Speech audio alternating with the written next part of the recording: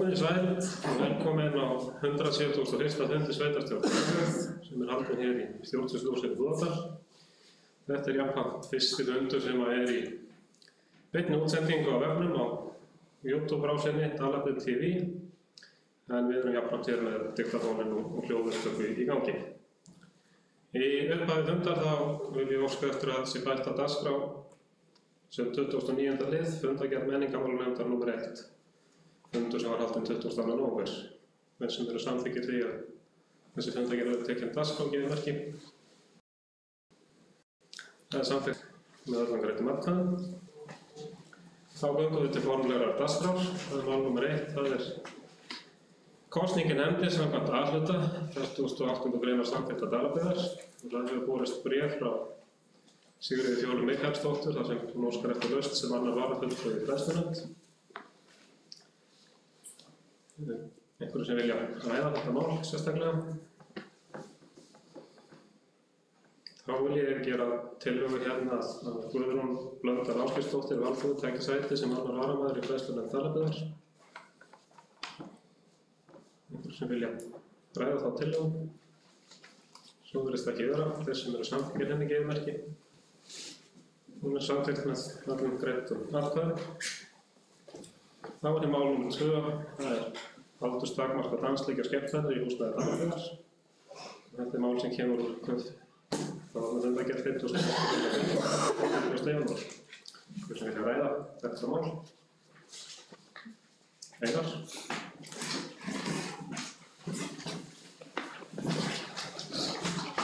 Oddviti, ágætu sveitarstjórnarfulltrúar. Og ég ætla kannski að byrja á því að fagna því að það sé komin þessi tillaga frá félagsmálanefnd og ég vona svo sannarlega að fari í gegn á eftir. Og ég ætla kannski eftir að ræða á öðrum grunni á eftir. En ef hún verður samþykkt hérna, eins og ég segi, þá vona ég að hún verður samþykkt samhljóða og við stöndum öll á bakvið að breyta þessum reglum hérna hjá okkur. Nú, þá verður Dalabyggð ekki lengur í mjög fámennum hópi sveitarfélaga sem leyfa 16 ára börn og það ber að geta að útivistarlegu barna í raun og veru leyfa þá á þessum samkomum að 15 ára ungmenni hafa getað mætt líka. Eins og ég vona að þessum tíma sé senn lokið hérna í dölunum og ég viðurkenni að ég hef kannski aðeins beitt mér í þessu máli og þetta hefur verið mér hugleikið. Ekki bara núna frá því í september þegar ég lagði fram þessa tillögu. Ég var í Þorrablótsnefnd hérna í Búðardal fyrir 10-12 árum þar sem við prófum að taka slaginn og höfðum 18 ára aldurstakmark. Það mætti ákveðinni andstöð en fékk líka alveg jákvæðar undirtektir. En næsta ára á eftir þá var ákveðið að fara aftur tilbaka í þær reglur sem þá voru í gildi og ég skildi það alveg vel þá og ég skildi það alveg núna að menn fari bara eftir þessum reglum sem eru settar. En mér persónlega búið að finnast alveg taktlaust að vera með 16 ára aldurstakmark á skemmtanir í raun og veru bara alla tíð. Ég ólst upp við það í mínu samfélagi að þar var 18 ára og meira sem 20 ára var meginviðmið og mér finnst bara þau rök sem ég heyri stundum að það sé bara í lagi fyrir svona ungbörn að koma. Ef maður myndi snúa sig við, myndi það finnast í lagi að fara með barn sem í 10. bekk og leyfa því að fara á skemmtistaði þar sem eitthvað annað aldurstakmark. Sömu vandamálin geta komið upp hér eins og annars staðar. Ég held að með því að samþykkja þessar reglur þá séum við virkilega að styðja börn. Líka þessi fáu börn og ungmenni sem vilja koma, sem eru 15, 16 og 17 ára.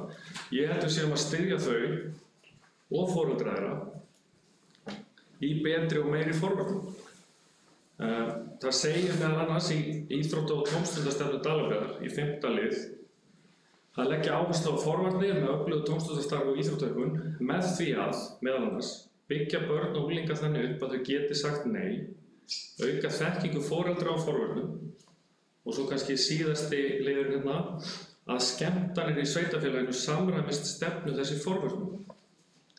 Ég er aðeins búin að grúska og ég hef ekki fundið kannski svona beina stefnu Dalabyggðar í forvörnum þó að komi inn einhverjir þættir í skólastefnuna og ýmislegt og ég veit að það einhver vinna í gangi hjá SSVAF í að samræma svona á Vesturlandi, það misminnir ekki.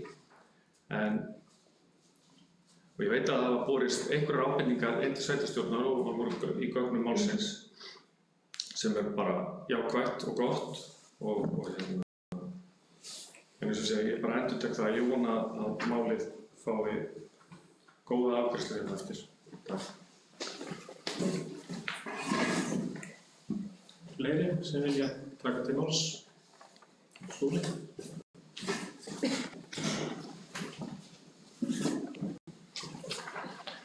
Sveitarstjórnarmenn.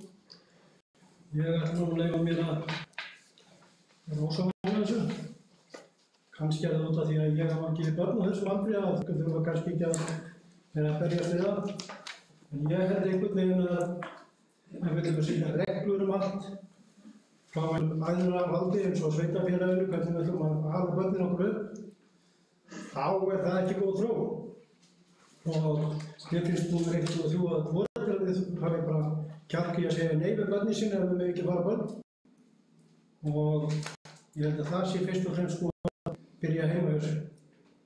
Þannig að, en ég skil svo sem alveg hugarfarið og allt það, en ég held að sé lítið bara að minna á það. Mér finnst þetta ekkert spes þróun að vera að setja lög og reglur og allt sem á að gerast í sveitarfélaginu.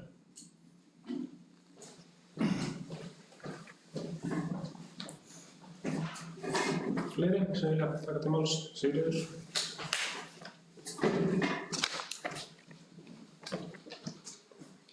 Oddviti, fundarmenn. Ég vil begge blands með þetta. Ég skil svo sem alveg þessi sjónarmið að það sé 18 ára inn á böl, þar sem eru kannski bara ungmenni að mæta án foreldra. En eins og á skemmtunum, þar sem ekki vínveitingaleyfi, minnst til að mynda ekki hægt að bera á sama skemmtistað en vínveitingaleyfi, opin bar heldur og samkomuhús þar sem ekki vínveitingaleyfi. Mér finnst svo sem bara ekkert að því í raun og veru eins og á Þorvaldsbótum og öðrum skemmtunum að foreldrar allsgáðir og ábyrgir foreldrar mæti með börnum sínum, ungmennum 16 og 17 ára. Ef svo og réttara sagt bara þá það bara fínt. Þeir eru alltaf verið að hvetja til þess að við eigum að taka þátt með börnunum okkar, við eigum að kenna þeim, við eigum að skemmta okkur saman. Og ég í raun og veru hlynnt því að svo séð. Ég meina þar getum við sent þeim fyrir fyrirmyndir, kennt þeim. Ég meina við erum tilbúin að senda börnin okkar í skóla inn til Reykjavíkur. Ok, getum við virkilega ekki bara skemmt okkur í heimabyggð með börnunum okkar eða hvað sem það sem ekki vínveitingaleyfi. Það svona mín sjónarmið. Takk. Fleiri sem vilja taka til máls? Einar? Oddviti og getur sveitarstjórnarfulltrúar. Ég náttúrulega ekki alveg sammála Óla og Sigríði. Ég til dæmis, ég vil nú reynda að meina það að það sé nú oft betri drykkjumenning inn á viðburðum þar sem vínveitingaleyfi heldur en til dæmis á Þorvaldsbótum þar sem að borðin svigna undan áfengum veigum og það var alltaf að setja fót undir borð og að reka niður flösku. Ég ekki fanatískur á áfengi eða áfengisneyslu fyrir fimmur þó ég sé sjálfur hættur að nota þetta. En ég hef alltaf verið þeirrar skoðunar að því lengur sem við getum spornað við því að börn og ungmenni kynnist þessu og það bara viðurkennt í öllum rannsóknum, því betra. Við getum aldrei verið örugg það þó að foreldri sé með. Það eitt af því sem að gera þetta mjög erfitt að foreldrar eiga þó að vera allsgáðir ef þeir eru með börn undir lögaldri inn á svona skemmtunum. Og annars það líka þannig bara í landslögum að foreldrar geta mætt með börn inn á skemmtistæði þar sem vínveitingaleyfi svo lengi sem þeir taka ábyrgð á þeim. Svo lengi sem þeir eru allsgáðir. Það verið að setja rosalega ríka eftirlitsskyldu á þá aðila sem halda svona samkomur hér ef þeir eru að fara að vakta ákveðið fólk sem með 15, 16 og 17 ára ungmenni með sér. eins og ég hef séð þetta og hérna, ég var nú reynda búinn að vona það lengi að það væri nátt að byrja þetta og hefði átt fyrir löngu til dæmis að stoppa það að grunnskólanemendur geti mætt hérna á skemmtanir. Af því þetta ekkert bara þorrablótin. Þetta snýr ekkert bara þeim. Þetta hefur, sem sagt, krakkarnir hafa komist á þetta eins og grunnskólanemendur, en svo hafa nú stundum bara verið böll hérna strax í apríl, tengdu Jörfagli eða einhverju. Þá hefur líka verið 16 ára og þá hafa þessi sömu ungmenni mætt án forráðamanna. Af því þá var menn bara, þá er þetta bara verið komið inn og ég tel það farsælast að við innleiðum þessar reglur hérna. Það væri rosalega gott ef við getum verið sammála um það. Mér sýnist sko félagsmálanefndin var sammála að leggja þetta til. Ég skora á ykkur að gera það líka. Ég held að mun allavega vekja talsverða athygli svona út á við. Ef við verðum klofin í því að setja 18 ára aldurstakmark hér á svona skemmtanir. Takk fyrir. Vilja taka til máls. Ég ætla ekki að bæta hérna við að það liggur nú líka fyrir hérna í fundargögnum þetta mál að Ragnheiður Pálsdóttir, sveitarstjórnarmaður sem ekki gat verið með okkur hérna í dag, sendi fyrirspurn á umboðsmann barna sem spurði hvort að væri ekki rétt að ungmennaráð fengi svona tillögu til umsagnar og hann væri staðfest í sveitarstjórn. Og sjálfur finnst mér það mjög eðlilegt, það alveg skýrt í svari umboðsmanns barna að ungmennaráð ætti að fá svona tillögu til umsagnar og hann væri staðfest í sveitarstjórn. Og að samanskapi þá teldi ég líka mjög eðlilegt að þarna aðrir þeir hagsmuna aðilar sem hafa haldið skemmtanir yfir sveitarfélaginu fengi þessar tillögur til umsagnar. Og við tækjum síðan niðurstöðu að þessar umsagnar höfðu skilað sér. Kannski sendir enginn inn umsögn en það það bara þannig. En orðið laust.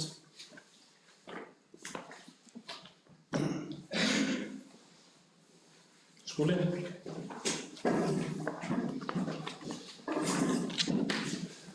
Það er kannski aðeins ef við ætlum að fara að senda þetta áfram í einhverju umsagnaferli, þá finnst mér við kannski að hafa svona tímamörk á því, bara til að við getum bara að klára þetta. Gefa þetta bara kannski tíma fram að næsta sveitarstjórnarfundi, þannig að við getum allavega að klára þetta mál á þeim fundi, og sem hann verður ekki.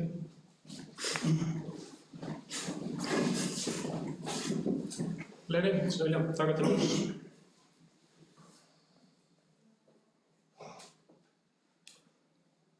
Ég ætla alltaf að bera hér upp tillögu.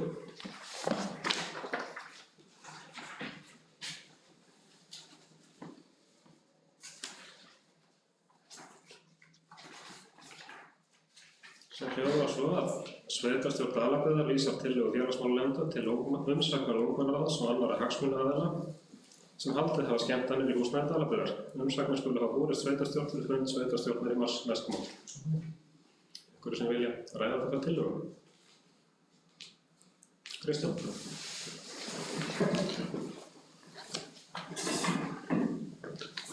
Já, áttandi góðu hlutarmenn. Bara ef að þetta verður niðurstaðan þá myndi ég leggja til að í tillögunni væri og gert ráð fyrir að það væri umsagnir yrðu komnar frá 5 dögum fyrir sveitarstjórnarfund. Bara til þess að vinna úr þeim, til að senda til sveitarstjórnarmanna til skoðanar og þess aftur. Þannig að það verður settur svona smá þannig frestur inn í tillögunni.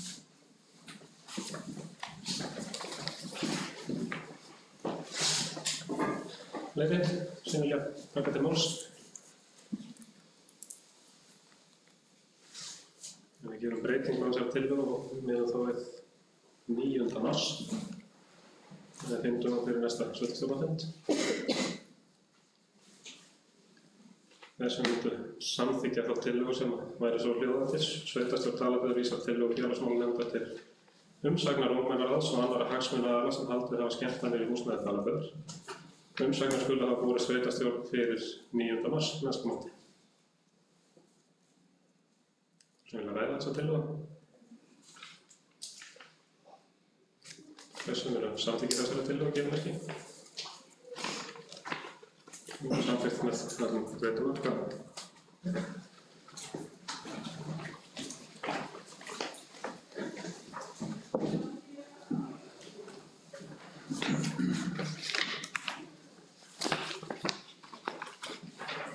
Þá næsta dagskrá framhald af þessu máli sem umræða afgreiðslu málsins á sveitarstjórnarfundi, síðasta sveitarstjórnarfundi, en hún nú óskað eftir því að ræða það sérstaklega.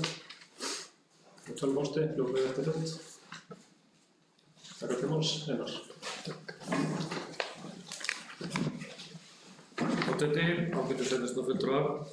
Og það rétt hjá oddvita, ég óskaði eftir því að við minnir daginn eftir síðasta sveitarstjórnarfund að það þess að sér umræða það hvernig þetta var afgreitt síðast. Og þá aðalega hvernig 4 sveitarstjórnarfulltrúar afgreiddu þennan dagskrárlið á fundinum. Ástæðan ekki sú að ég sé ósáttur í grunninn við það að séu lagðar fram dagskrártillögur á sveitarstjórnarfundum. Langt í frá. Ég hins vegar verulega ósáttur við það að séu lagðar fram dagskrártillaga áður en að umræðum lokið. Áður en að þeir sem vilja fá að tjá sig undir dagskrárliðnum fá tækifæri til þess. Svo hitt, ég hafði óskað eftir þessu máli á dagskrá og ég vil að því sé haldið til haga og ég velti því upp hér hvort að það ætti kannski að vera regla hjá okkur að ef maður óskar eftir máli á dagskrá þá fái maður orðið fyrstur.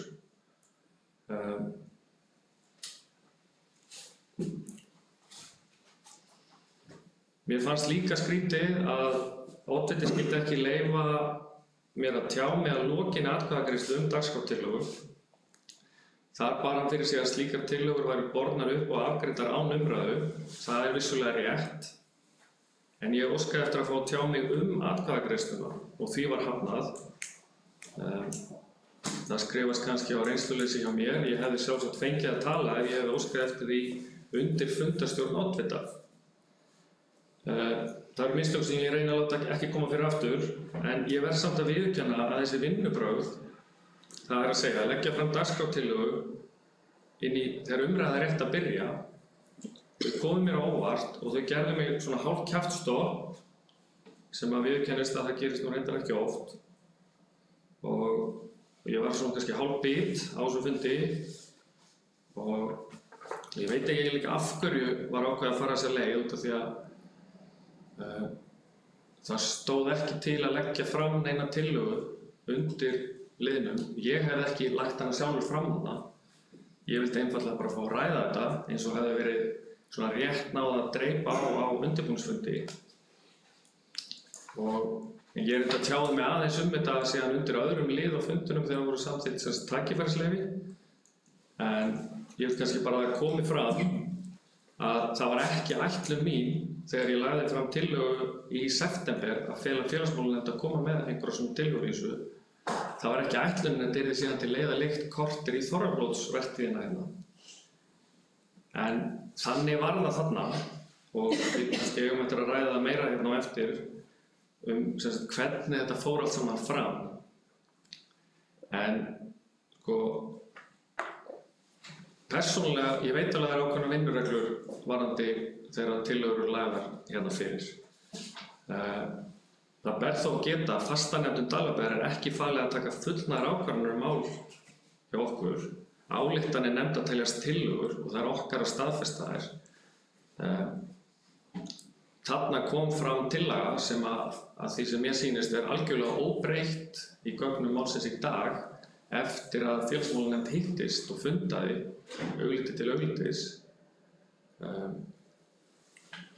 Ég einhvern veginn held bara að okkur skorti stundum kjark að taka ákvarðanir. Ég veit að þetta var vond tímasetning á þeim, en ég held líka að það hefði verið alveg fullt af fólki hérna úti sem hefði verið mjög ánægt ef við hefðum tekið þessu ákvörðun fyrir þorrablótin. Núna eru 3 þorrablót búin á 4 og ég veit ekki betur en þau hefur bara gengið mjög vel. Og ég fæ kannski að misnota aðstöðu mína, en ég fagnaði bara að fleiri komi að þessu máli og fá að segja sitt og vonandi bara skila sem flestir sem hafa kost á því einhvers konar athugasemdum varðandi þetta mál. En við verðum líka kannski að vera tilbúin að horfa á það að með því að hækka aldurinn, við erum ekki, ef eitthvað þá erum við að vernda með því, þá erum við að vernda 15, 16 og 17 ára. Og fullri hreinskilni, þá erum við líka að vernda þá sem eldri eru. Það kemur ýmislegt upp á svona skemmtunum. Og það mikill munur á því, ef þú lendir í hvort sem það einhverjar riskingar eða eitthvað, ef að það einhver sem undir aldri, heldur en hitt. Það verri stimpill að fá á sig heldur en að lenda í átökum með einhvern fullorðinn.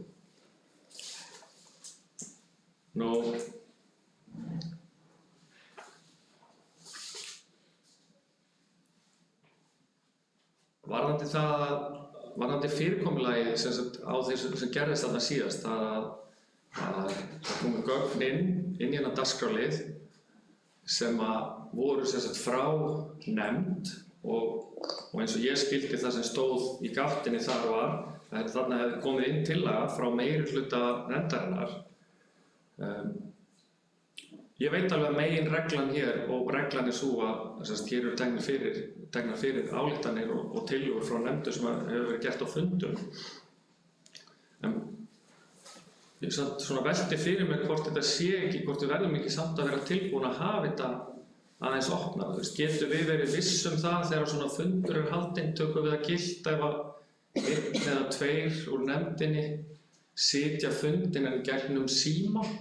Eru það betri eða viðurkenndari vinnubrögð heldur en að klára máli gegnum tölvupóst? Ég óttast það bara þegar menn taka svona skýra afstöðu gegn einhverju vinnuferli að við séum svolítið búin að binda hendur okkar næstu 3 árin að það gæti alveg komið upp tilfelli í byggðarráði, í sveitarstjórn, eitthvað mál sem virkilega skiptir máli. Að klára það í gegnum síma eða klára það í gegnum tölvupósta. En þá þetta gagnrýna þá ákvörðun út af því að við vísum einhverju svona máli frá okkur. Ég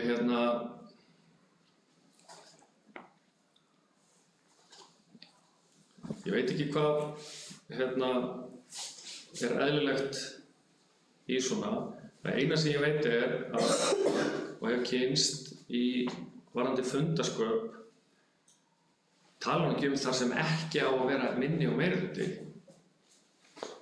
Það mjög óeðlilegt að leggja til að fresta máli þegar að dagskrá, þegar ekki allir hafa fengið að tala. Og ég held að það sé eitthvað sem að vonandi gerist ekki aftur. En ég kannski ítreka bara það sem ég sagði í byrjun að kannski ættu að hafa þessa vinnureglu hjá okkur að þegar við óskum eftir mál og dagskrá þá sé litið þannig á að viðkomandi sé eins konar fyrsti ræðumaður eða framsögumaður og fái þar af leiðandi pottþétt orðið. Takk fyrir. Fleiri sem vilja taka til máls? Ég ætla kannski að svara bara einhverja því að ég las málið upp á síðasta fundi og óskaði eftir þeim sem vil taka til máls.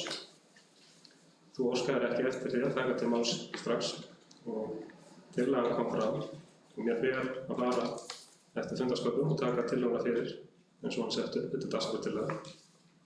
Ég langar að beina þeim tilmælum líka til þín. Ég man mjög vel eftir því á síðasta fundi að þegar umræðum þetta mál hófst þá varst þú í símanum að senda SMS í stóði fyrir atkvæði. Ég vil bara að það hafi athygli á fundinum og sýnir okkur þá kurteis að vera ekki í símanum á fundum. Eins finnst mér líka mjög óeðlilegt það sem að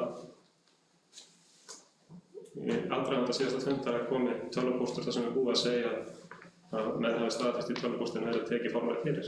Við höfum alveg skýra reglur fundarsköp daglega og við förum eftir þeim. Og fleiri sem vilja ræða þetta mál. Einar.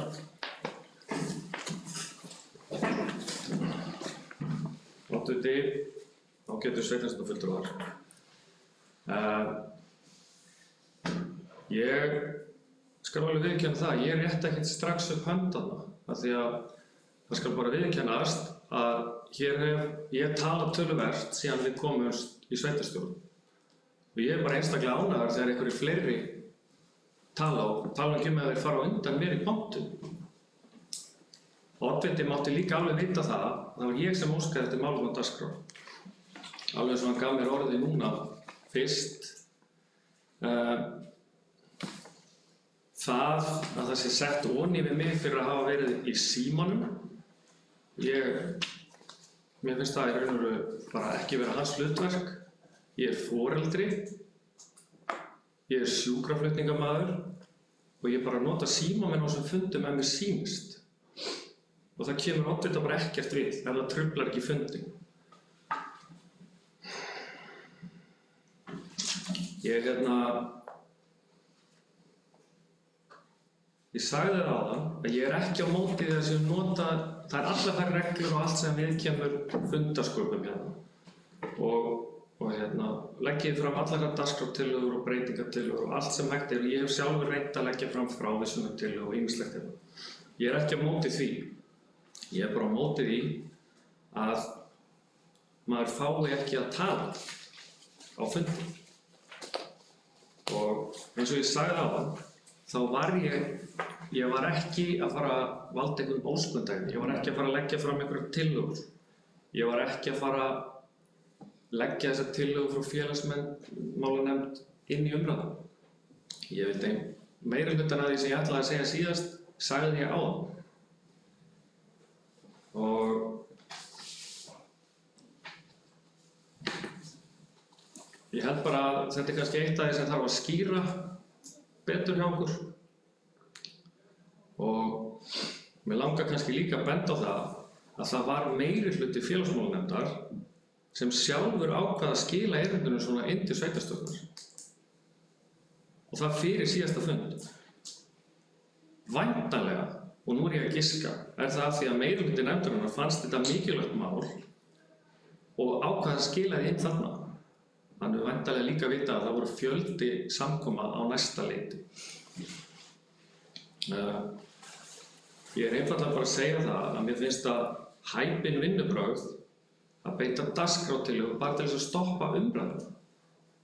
Allt til að nota dagskrártillögu, leyfðu bara umræðuna að eiga sér stað. Takk. Fleiri sem vilja taka til máls? Svo virðist ekki vera, þá bara umræðan þetta mál lokið. Ég hafði svo sem hugsað mér að leggja fram bókun en ætla ekki að gera það. Það svo stöddu. En við förum þá í næsta dagskrárlið sem mál nr. 4 á dagskrá. Það ætla að vera í Sællistar, stað áfram. Sem vilja ræða það mál.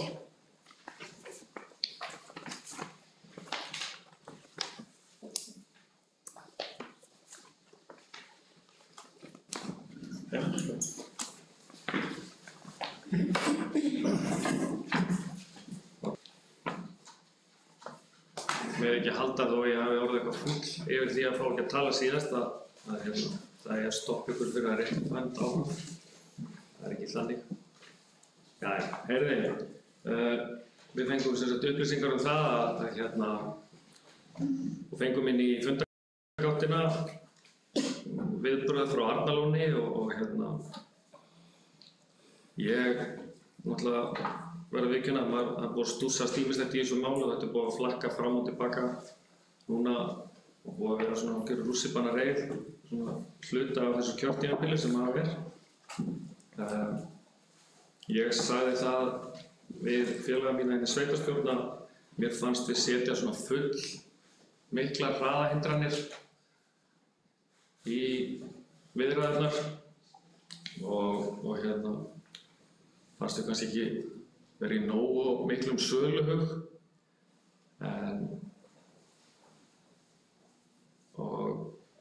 en ég vil kannski bara ítreka það og ég vil að komi fram að ég er ennþá í dag á því að við eigum eða hefðum, það er bara seint núna, við hefðum í raun og að ganga til þess samkomulag sem var á borðinu þegar við tókum við hérna í sveitarstjórn á síðasta ári. Það voru fyrirvarar í því samkomulagi varðandi heita vatnið og því hefði alltaf þurft að bregðast við því með einhverjum hætti. En eins og ég sagði áðan, því við slítið að ræða þetta núna. Núna erum við væntanlega komin í einhvers konar biðstöð og bíðum eftir næsta leik frá Arnarlóni og meðan getum við kannski lítið gerst. Það er von mín náttúrulega að málið lendi ekki í bið í of langan tíma. Það eru bara of miklir hagsmunir í húfi fyrir okkur öll sem búum hérna. Takk fyrir.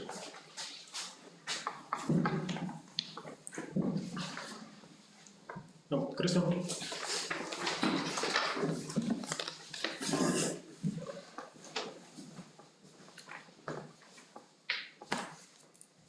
Átíði góða fundamenn. Það í gögnunum stutt minnisblað þessar viðræður sem fóru fram við Arnarlón. Og það var 16. janúar sem Arnarlón lýsti sig reiðubúið til viðræðna kaup á fasteignum sem voru í samræmi við samþykkt sveitarstjórnar frá því í desember.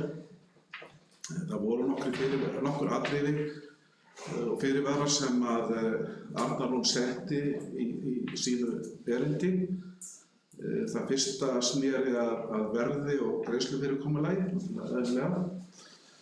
Ástandsskoðun, búnaði til hótelrekstrar, afnot af heita vatninu, tengingu við vatnsveitu, ljósleiðartengingu, húsnæði byggðasafnsins, afhendingu á rekstri sundlaugar og íþróttaaðstöðu, Guðrúnarlaug, viðhald, tjaldsvæði, snjómokstur, veiðiréttindi og forkaupsrétt vegna sumarlóna. Fundurinn sem fór fram á föstudaginn var, mér fannst hann jákvæður, það var jákvætt andrúmsloft á þessum fundi og þar var farið yfir þessi atriði sem þarna eru listuð upp í samræmi við umræður sem hafa farið fram á formlegum vinnufundi sveitarstjórnar og við, ég byrst afsökunar, ég hafa náð mér í blað hérna.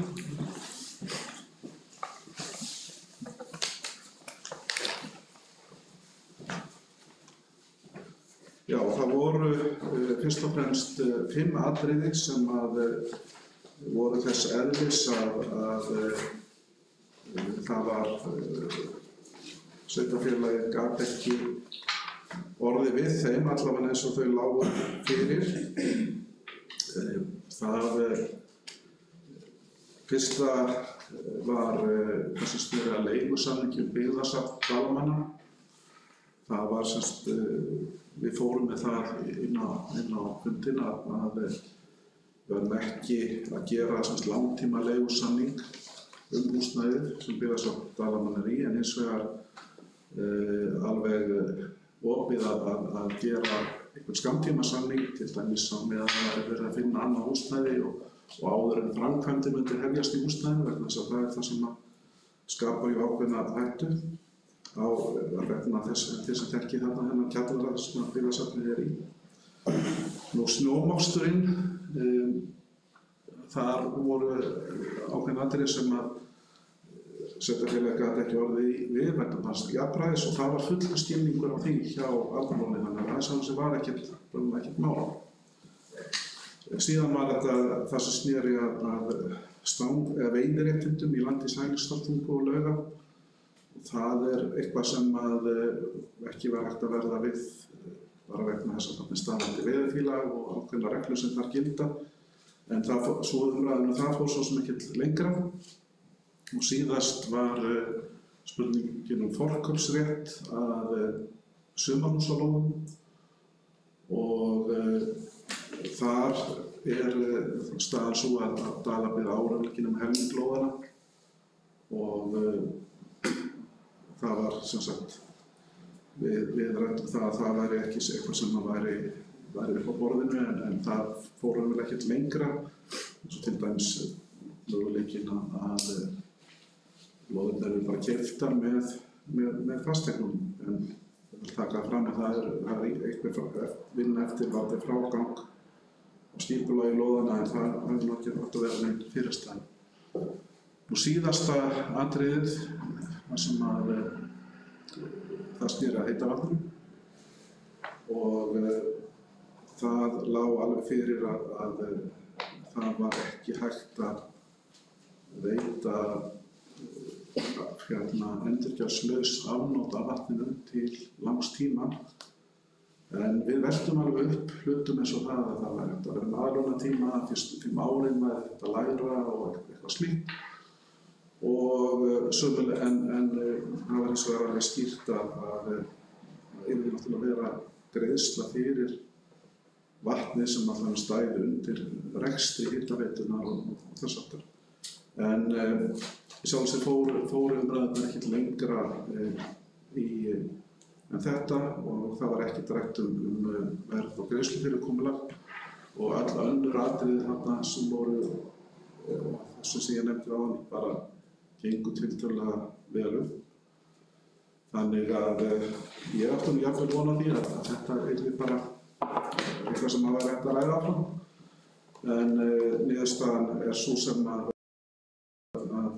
eina nefndi að er þetta sem tók bara í gærkvöld frá lögmanni Arnarhóls þar sem að hann segir að Arnarhól telji einsýnt eins og þetta orða hérna með leyfi oddvita. Arnarhól telur nú einsýnt í ljósi afstöðu sveitarfélagsins til hins upprunalega samþykkta tilboðs og til málamiðlan til Arnarhóls að ekki sé forsendur til staðar fyrir því að ná að ganga frá viðskiptum kaup á viðkomandi eignum að hluta að öllu leyti. Verða því ekki frekar viðræður að hafa Arnarhóls hugsanlega lausn ágreinings á þessum grundvelli. Þannig að það er sem sagt niðurstaðan sem núna hversu langan tíma það tekur svo að vinna úr þessu, það þori ég ekki að segja það þarf svona ákveðna skoðana við, þetta svar kom bara í gærkvöldi, barst til mín klukkan rúmlega 8 og ég var hérna á fundi til að vera 10, þannig að þá sé ég svarið og sendi það sem sagt til settaði í gáttina og sendi til ykkar setjastjórnarfulltrúa í framhaldið í póstum að þetta skjal var komið í gáttina. Ég vildi bara að lýsa þessu hvernig þetta gekk fyrir sig og sérstaklega á fundinum á föstudag.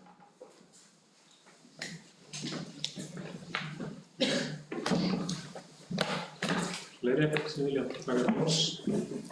Ég sé bara bæta við þegar það sem Kristján sagði að fundurinn á föstudaginn var mjög góður og flott andrúmsloft á þann fundi. En eru fleiri sem vilja taka til máls þessi leið? Skúli?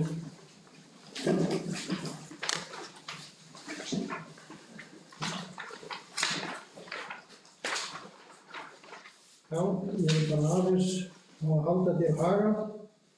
Það stendur hérna í postinum eins og Kristján Varsson sem féll undir hið samþykkta tilboð. Ég vil halda því fram ennþá að það samþykkta tilboð sem var gert fyrir rúmlega ári síðan hafi verið hafnað í apríl, 17. apríl á fundi fyrir sveitarstjórnar. Þannig að ég vil bara minna á að það var ekkert tilboð samþykkt í gangi. Svo við höldum því bara til haga. Fleiri sem vilja taka til máls? Einar? Fundi, ágætu sveitarstjórnarfulltrúar.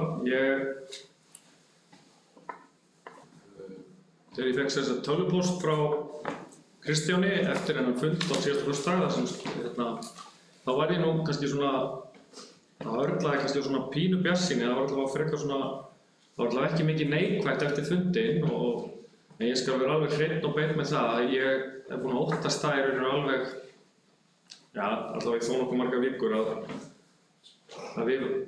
þetta myndi enda svona.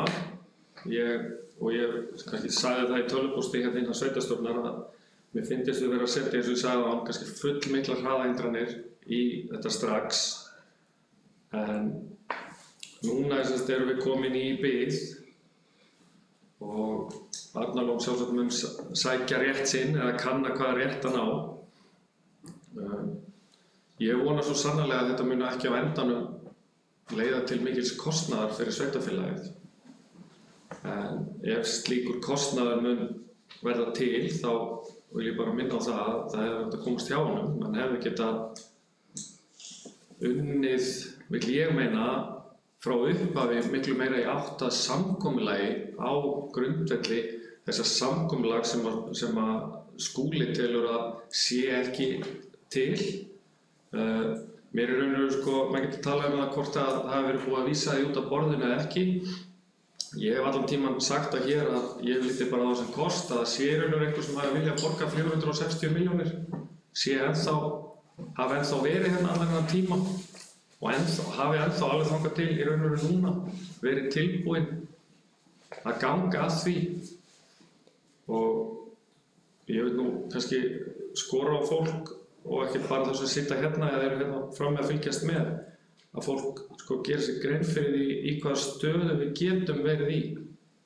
Við getum lent í því þá eftir einhverja mánuði þegar þetta mál við Arnarlón verður algjörlega útkljáð og vonandi tekur það bara einhverjar vikur eða mánuði.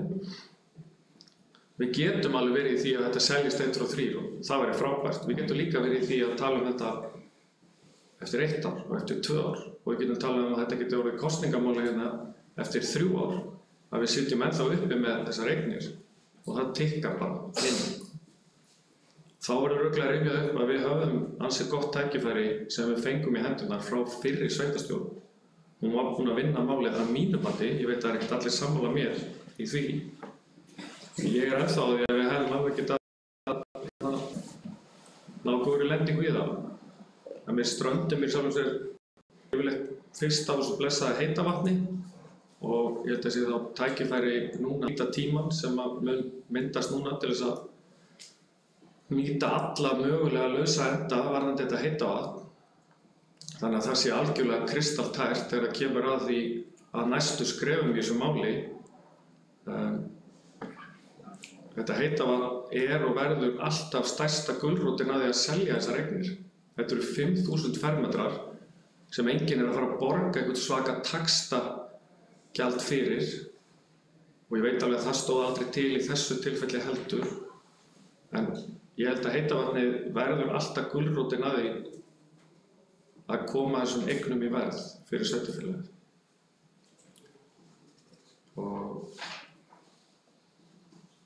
ég vona náttúrulega bara að þetta gangi hratt fyrir sig. Mér sýndist það að lögmaðurinn frá Arnarlóni hafi sagt að það verði stutt í að hann sendi næsta bréf og hérna vonandi verður komin einhver lína í þetta á næsta fundi hjá okkur. Takk fyrir.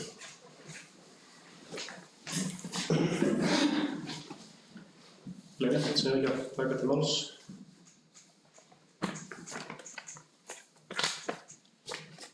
Við þurfum líka að bæta hérna við að við þurfum líka fyrir að undirbúa næstu skref og ég teldi rétt að við myndum bara vísa byggðarráði því að gera tillögu að því hvernig verði staðið að áframhaldandi söluferli lög og leggja fyrir næsta fund sveitarstjórnar. Fyrir sem vilja ræða slíka tillögu.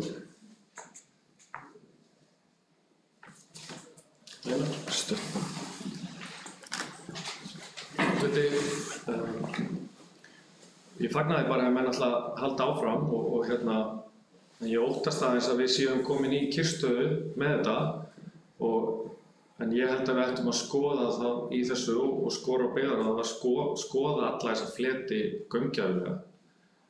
Ég held að við munum alltaf þurfa að auglýsa heita vatnið einhvern veginn með í þessum pakka til þess að gera þetta meira fýsilegt. Einhvers konar leigupakka á því og svo framvegis. Og hérna já, takk fyrir.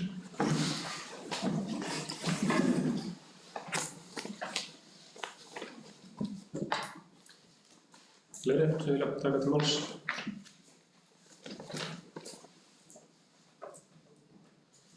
verði þessa tillögu upp að sveitarstjórn fel og byggðarráð að gera tillögu að því hvernig staðið verður áframhaldandi söluferli lauga og leggja fyrir næsta fund sveitarstjórnar. Þess vegna eru samþykki þeirri tillögu gefið merki. Og samþykkt með öllum breyttum atkvæðum. Þá næst mál nr. 5 á dagskrá. Það ráðning slökkviliðsstjóra. En hérna í gögnunum liggur fyrir stofnsamningur vegna byggðarsamnings. Einhverju sem vilja ræða þetta mál. Kristján.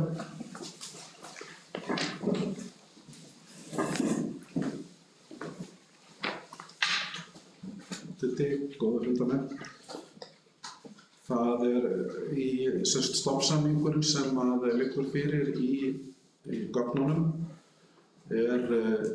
samningur sem hefur verið í tvígang farið yfir í byggðarráði og sömuleiðis hefur verið fjallað hann hjá sveitarstjórnum Reykhóla og Strandabyggðar og í sjálfu sér hann svona að mestu leyti tilbúinn. Það eru örfá útfærsluatriði sem þyrfti að laga áður en hann endanlegur sem eru ábendingar sem komu frá sveitarstjórnarráðuneytinu svolítið seint eftir að raunverulega eftir að hann var búinn að fara í gegnum umsagnaferli hjá lögfræðingur samband sveitarfélaga og þá var búið að breyta honum samkvæmt því, þannig að sumar ábendingarnar sem kom frá sveitarstjórnarráðuneytinu sjálfsög var búið að laga eftir það. Það sem raunverulega sú ábending sem helst stendur eftir að atkvæðavægi í stjórn byggðarsamlags þetta verkefni og önnur verkefni þurfa að vera með þeim hætti að það sé fulltrúatalan í stjórninni sem ráði og ekki eins og við erum með það í þessum samningi núna sem það sem miðað við að það sé íbúafjöldi á svæði sem það ráði. Þetta væri sjálfsagt tiltölulega einfalt ef það væri bara þessi 3 sveitarfélög sem eru þó að Dalabyggð sé langstærsta, þá þetta samt ekki sá stærðarmunur á Dalabyggð, Strandabyggð og Reykhólahreppi að það myndi alveg geta gengið að vera með 30 manna stjórn með jafnt atkvæðamagn. Hins vegar kom það og hefur komið fram hér áður fyrir allnokkru að Kaldranarsveppur og Árneshreppur óskuðu líka eftir aðild að þessu byggðarsamlagi og ég hef og við sem erum inn að þessum undirbúningi höfum lagt fram á þeirra borð hvernig þetta lítur út til þess varðandi kostnað þess aftar og það raunverulega við höfum ekki fengið endanlegt svar frá þessu sveitarfélögum hvort þeir hafa hug á að vera með eða ekki. Það kannski það sem að tefur akkurat núna. En ég nú vona að fá það svar fljótlega. Þess vegna af því að orðalag mun ráðast svolítið af því hvort það verða 3 sveitarfélög eða 5 sveitarfélög. Þá ætla ég að leggja til að þessi samningur verði ekki afgreiddur hér og nú. Það eins vegar spurning hvort að sveitarstjórn vill með fyrirvara og endanlegt samþykki gefa mér umboð til þess að ganga frá samningnum að öðru leyti því að þetta raunverulega stóra spurningin. Við höfum verið þrátt fyrir þetta að vinna að því að ráða slökkviliðsstjóra. Fengum 6 umsóknir við umsókninni og það stefnan að í lok næstu viku að þá fari fram viðtöl við umsækjendur minnst kosti 3 úr þessum hópi. Það ræðst líka svolítið að því að fólk alltaf klippan og kappinn svona á þessum ástíma og þannig að það spurning hvað við náum að klára í næstu viku en þetta fer vonandi að sjá fyrir vendil á þessu. Og sjálfsögðu vonum við að þetta fari þannig að slökkviliðsstjóri verði staðsettur hér í Dalabyggð. Við getum þó ekki fullyrt það en ég vonum að það sé líklegt. Það mun auðvitað þýða að það kemur ákveðinn kostnaður til hér hjá okkur vegna starfsaðstöðu þess áttar sem Dagabið myndi bera, en eins og áður hefur komið hérna fram að þá er svona frambyggja rökin af því að þetta verði hér og þannig var umræðan þegar þetta kom til fyrir rúmið ári síðan, eða ári síðan þegar að vinnan að þessu undirbúið þetta hófst. Já, ég ætla þetta að sé það. Leifin, þú vilja taka til máls.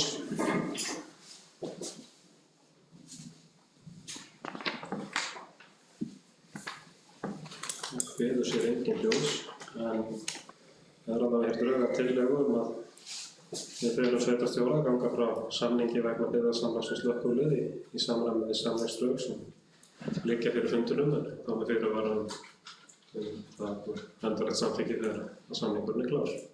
Það ræða þá tillögu.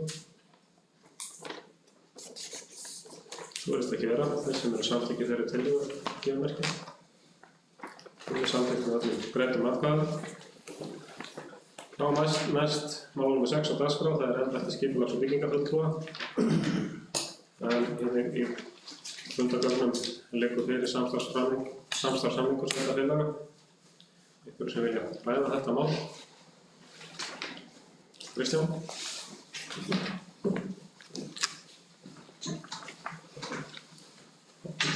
Góði fundarmenn, þetta mál er að mörgu leyti á sama veiði og hitt. Þetta er samstarfsmál á milli 5 sveitarfélaga. Þetta er hins vegar snúist það allan tímann að hvort að Strandabyggð kæmi með inn í þetta. Þetta er samstarfsverkefni sem að 4 sveitarfélag hafa staðið af. Mér erum farið að liggja ansi mikið á að fá niðurstöðu í þetta mál og ég veit ekki betur en að þetta sé eitthvað sem að sé bara búið að lenda. Það er að vísu þetta í ákveðnu umræðu í Strandabyggð en ég er á von á því að fá svör þeirra núna bara allra næstu daga og þannig og samningsdrögin sem þarna eru annars eðlis. Þetta eru sem sagt samstarfssamningur, þetta er ekki byggðasamlag og þetta snýst þjónustu á milli sveitarfélaga, það er allt miklu einfaldara og í sjálfu sér miðað við það að þessi jákvæða niðurstaða komin sem að vona á að verði núna eða strax eftir helgina. Þá er ekki til fyrirstöðu eins og ég vil segja að ganga frá þessum samningi og að við getum farið að vinna strax að því að ráða þessa starfsmenn sem þarf að ráða.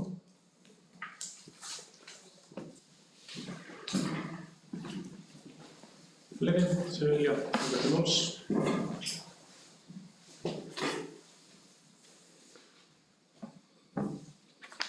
Kveður sér engin hljóðs, en við höfum þér tillögu að fela sveitarstjóra ganga frá þjónustusamningi við Árneshrepp, Kaldrananeshrep, Reykhólashrep og Strandabyggð vegna skipulagsfulltrúa og byggingafulltrúa í samræmi við þau samningsdrög sem liggja hérna fyrir fundinum í fundargáttinni. Einhverjir sem vilja ræða þessa tillögu. Það kveður sér engin hljóðs, þeir sem eru samþykki þessari tillögu gefa merki. Hún er samþykkt með öllum greiddum atkvæðum. Þá mál nr. 7 á dagskrá, það er Vínlandssetur. Þetta er mál sem er fundargerð byggðarlags frá 24. janúar. Sem er lagt til að sveitarstjórn samþykkja að bjóða út vinnu við framkvæmdir vegna Vínlandsseturs. Einhverjir sem vilja ræða þetta mál. Kristján?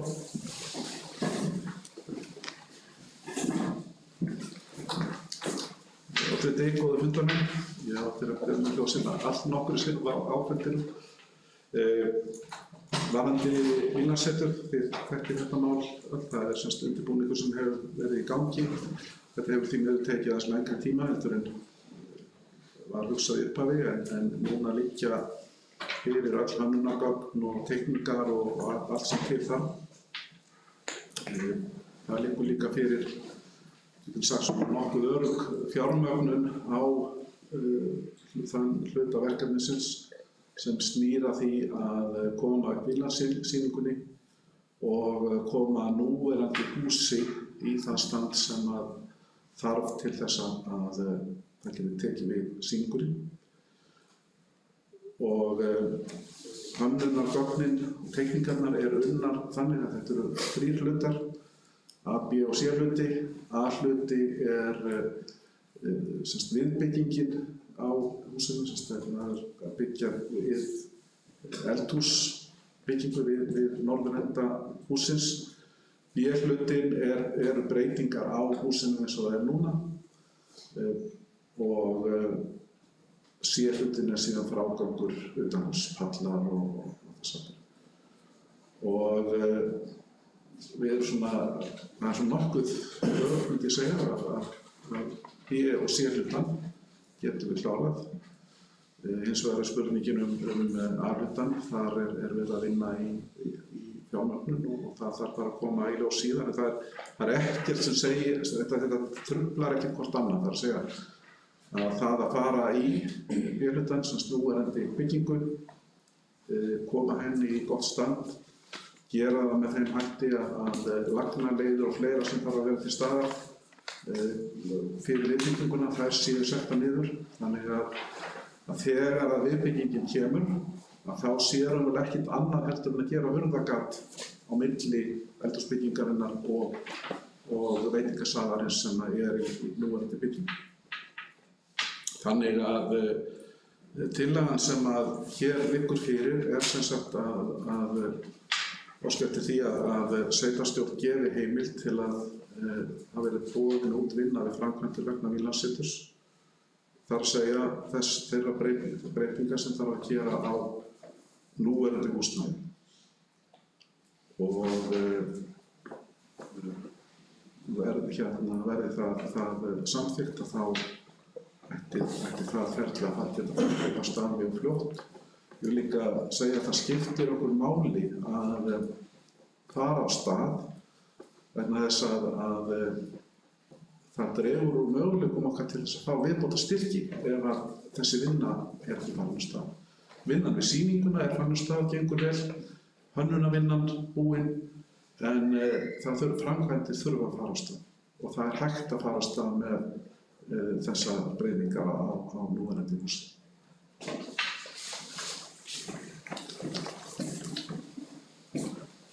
Fleiri sem vilja taka til máls? Það kveður sér engin hljóðs. Þá liggur hér fyrir tillaga að sveitarstjórn samþykkir að boðin verður út vinna við framkvæmdir vegna Vínlandsseturs. Þeir sem eru samþykkir þessari tillögu gefum ekki. Hún er samþykkt með öllum greiddum atkvæðum. Þá er hér næsta dagskrá, það er mál nr. 8, það er íbúaþing 2018. Farið fram undirbúningsvinna í byggðarráði vegna íbúaþings og liggur fyrir fundum minnisblað vegna þess. Okkur sem við getum taka til máls undir þessum lið. Kristján.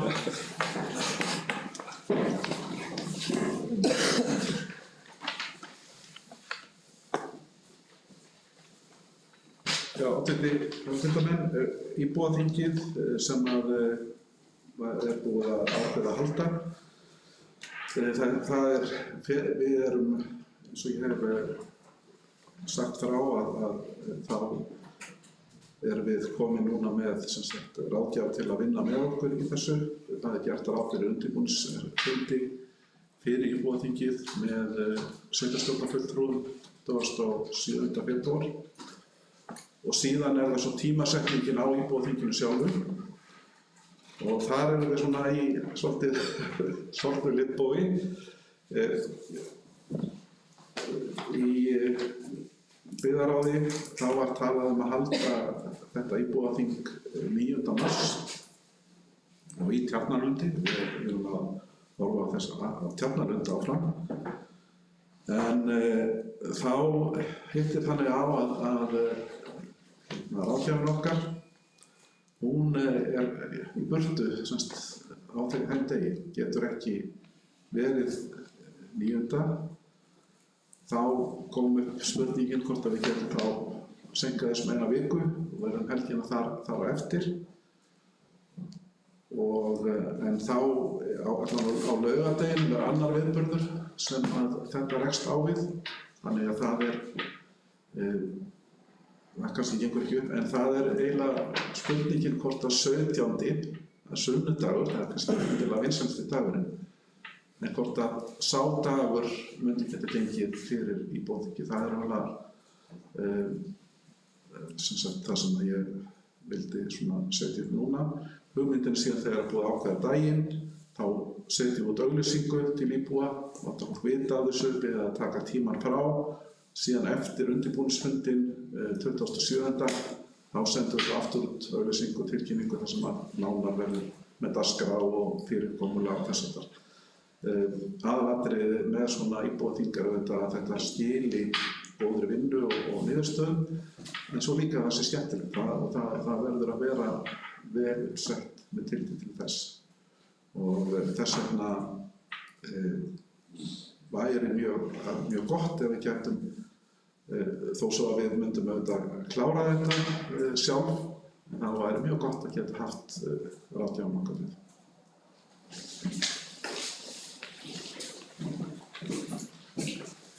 Fleiri sem vilja taka máls innar. Ágætu fulltrúar. Ég styð þann og ég held að það sé nauðsynlegt að hafa svona starfsmann á þessu þingi. Mér langar kannski bara að velta því, ég ætla ekki að gera það neitt í tillögu, mér langar kannski ef það á annan borð að fara að hreyfa til dagsetningar, hvort það sé endilega skrifað í skýin að þingið fari fram í Tjarnalundi. Þá er ég ekki að segja að það endilega fara fram hér, ég er bara að athuga hvort það geti farið fram einhvers staðar aðeins nær. Ég veit til þess að það eru einhver fjöldi fólks líka sem eru viðbragðsaðilar sem geta ekki farið mjög langt frá sínum stöðum. Það eru hús sem við höfum aðgang að nær heldur en Tjarnalundur. Það er semst Árblikka eða Laugar. Það er mjög góð salur á Laugum og bara að velta því upp. Fleiri sem vilja taka til máls. Skúli.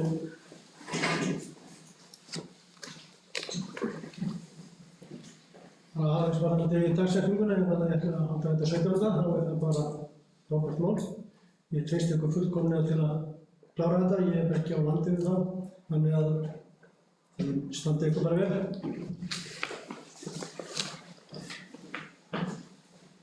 Fleiri sem vilja taka til máls.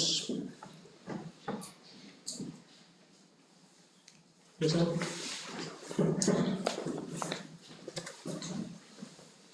Já, ágætt góð fundarvinna bara eitt sem því að ég tala alltaf um ráðgjafann, þannig að ég alltaf nefna hann á nafn. Hún heitir semst Sigríður Ingvarsdóttir og er framkvæmdastjóri Nýsköpunarmiðstöðvar Íslands.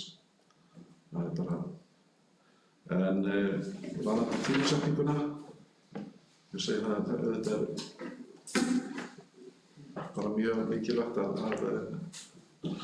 allir geti verið með og þetta er erfitt ef það er ekki. En ég segi það er náttúrulega eitthvað sem bara er til ákvörðunar og skoðunar hér, hvaða tími hentar best.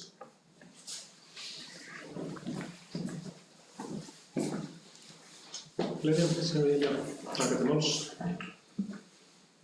Einhverju sem vilja ræða dagsetningu og staðsetningu. Það kveður sér inn í ljós. Ég ætla að kveða upp þá tillögu að við höldum okkur við Tjarnalund og þetta verður sunnudaginn 17. mars. Einhverju sem vilja ræða þá tillögu.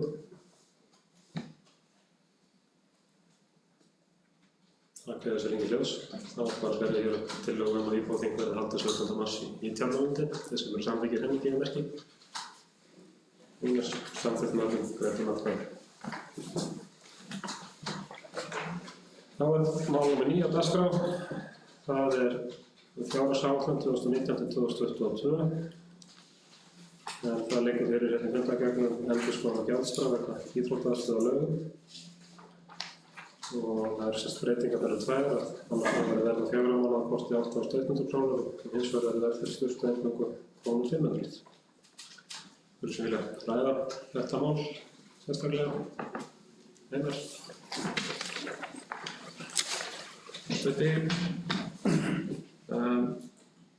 Kannski byrjaði að ég hef kannski nokkuð ánægður þetta komið fram út af því að mér langar nokkuð að leggja fram tillögum kannski aðeins útfærslubreytingu á þessu sem að kannski ég hefði nú kannski haft að gera í fjárhagsáætlun en eftir að hafa aðeins grúskað í svona tölum þarna inn á lögum og svona þá held ég nú að við munum kannski ekki fara á hausinn ef við skoðum allavega, tökum allavega umræðan það samkvæmt gjaldskráni þá fyrir börn 7 ára til 16 ára, grunnskólabörn, það gjaldfrjálst fyrir 6 ára, upp í 6 ára.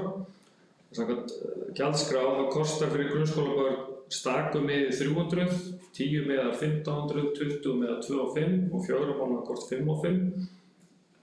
Mér langar að velta því upp hvort að við getum gert eins og mörg sveitarfélög hafa gert, að hafa gjaldfrjálst í sundlaugar í sveitarfélaginu fyrir grunnskólabörn, fyrir þá ef þau búa sannarlega í sveitarfélaginu, eiga lögheimili í sveitarfélaginu. Ég held að þetta séu ekki stórar tölur á ársgrundvelli og ef eitthvað þá jafnvel gæti þetta ýtt undir notkun á sundlauginu og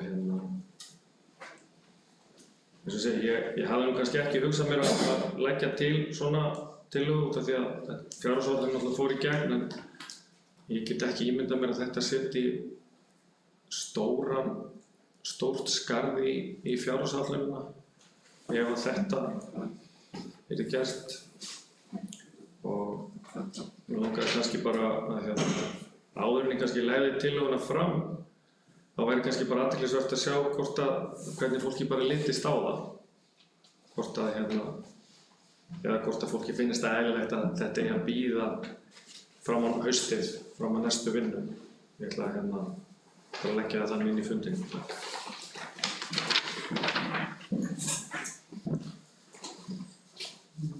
Ég ætla bara að bregðast strax í spurningu Einars og ég svari hvað mín skoðun að ég teldi eðlilegast að þetta færi inn í að vinna við gerðum næstu fjárhagsáætlunar, fleiri sem vilja taka til máls, Skúli.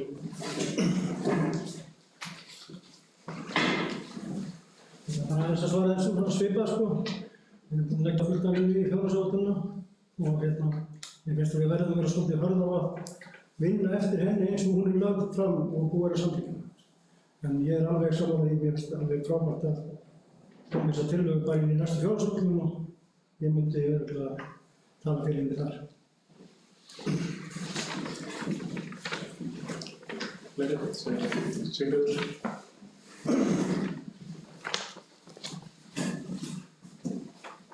Fundarmenn, minnst það bara fín tillaga, en ég tek undir með Skúla að skoða þetta í haust, svo ég kannski fyrir að minna á það. Nú mögulega ekki að nota kannski tómstundastyrkinn í þetta. Takk fyrir. Fleiri, sem vilja taka til máls.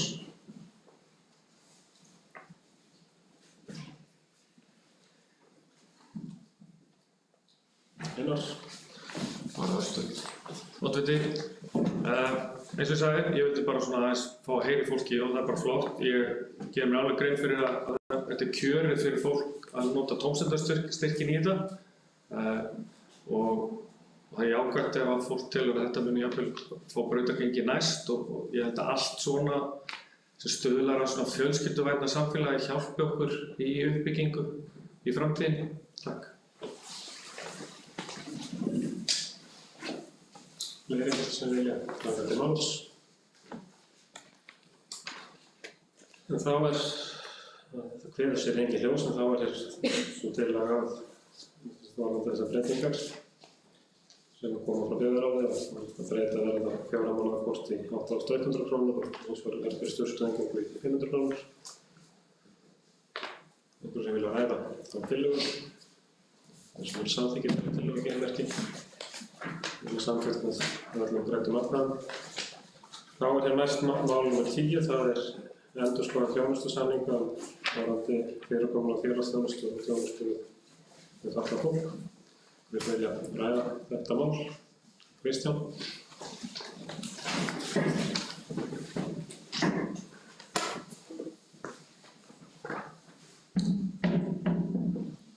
Oddviti, góðir fundarmenn, það barst erindi frá Borgarbyggð undir lok síðasta árs þar sem það var óskað eftir endurskoðun á þjónustusamningi félagsþjónustu, barnavernd og þjónustu við fatlaða. Þetta er samningur sem að Dalabyggð er búin að vera með við Borgarbyggð. Það er málfrá frá 2003 varðandi barnaverndina og síðan frá 2010 varðandi hitt trend, sem staðar sig félagsþjónustu og þjónustu við fatlaða. Það rökin sem að fyrir því að þau óska eftir þessari endurskoðun er að umfangið hafi aukist og þá er það ekki endilega bara umfang sem snýr að fjölda mála þó að það sé reyndar þannig að einhverju leyti að þá hefur líka hafa mál orðið þyngri í vinnslu og tímafrekari. Það er eitthvað sem að er þekkt úr félagsþjónustunni allt land og ennfremur hafa orðið ýmsar lagabreytingar á þessum tíma. Síðast núna í sumar, lög sem að tóku gildi 1. október, breytingar á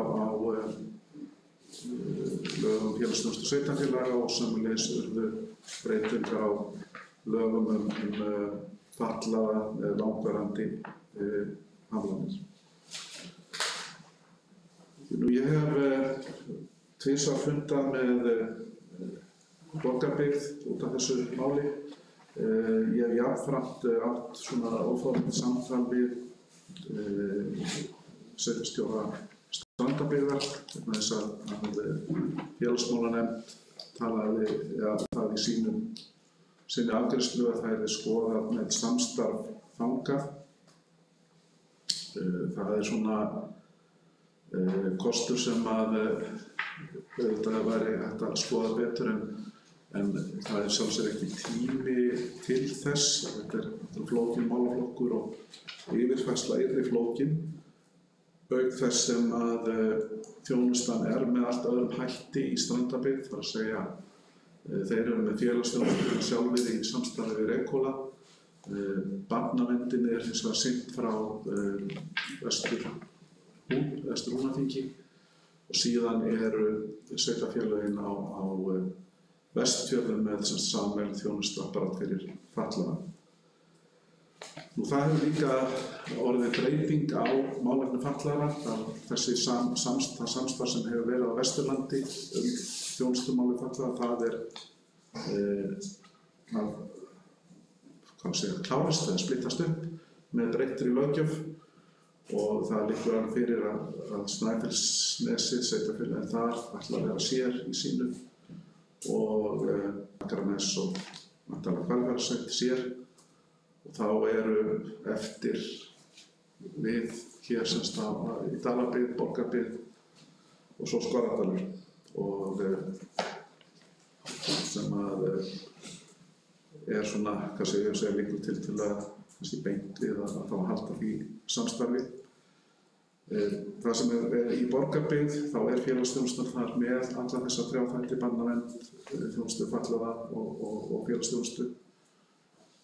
Og þess vegna er þetta á einum stað, það er ákveðinn kostur þó svo eins og segja það er ekkert sem að stoppa okkur við að skoða aðrar leiðir til lengri tíma. En það sem að Borgarbyggð hefur lagt á borðið fyrir okkur út frá þessu aukna álagi, út frá því að það er komin til ýmiss konar viðbótarþjónusta eins og bakvaktir, neyðarvistun og fleira sem að er svona dæmi það sem er að koma til viðbótar í félagsþjónustunni, að þá fara þeir semst fram á eða það að gera við okkur áframhaldandi þjónustusamning, að það þá breytt þannig að starfshlutfallið sem við erum að greiða í dag fyrir ca. 23% starfshlutfall, það fari upp í 33% starfshlutfall og það hefur jafnframt fylgt sögunni að þetta sé eitthvað sem að Borgarbyggð sé alveg tilbúin að vinna með okkur. Þeir séu samt sem að vera ekkert endilega sækjast eftir þessu, þannig að ef við viljum fara aðra leiðir þá er engar athugasemdir við það. En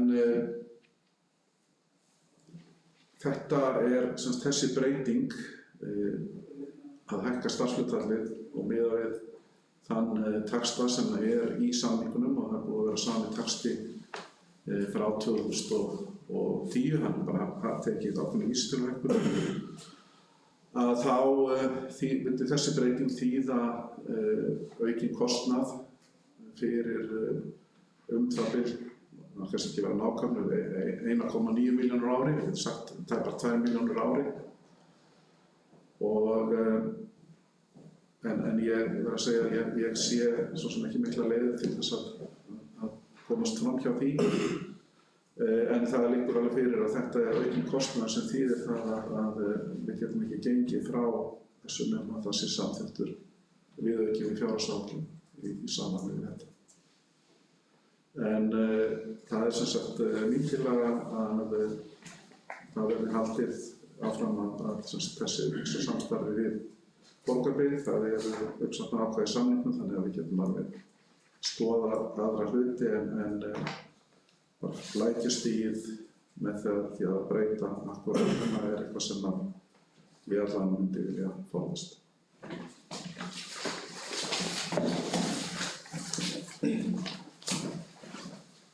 Fleiri sem vilja ræða þetta mál? Skúli?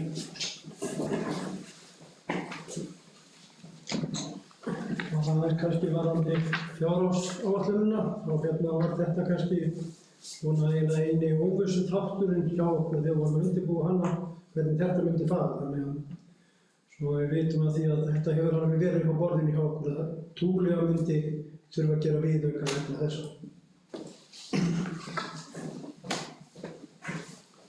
Fleiri sem vilja ræða þetta mál? Við sér engin hljóðs, en það liggur fyrir tillaga að sveitarstjórn feli sveitarstjóra að ganga frá samningi við Borgarbyggð vegna félagsþjónustu, barnaverndar og þjónustu við fatlað fólk með langvarandi stuðningsþarfir, þar sem gert ráð fyrir auknu starfshlutfall úr 23% í 33%.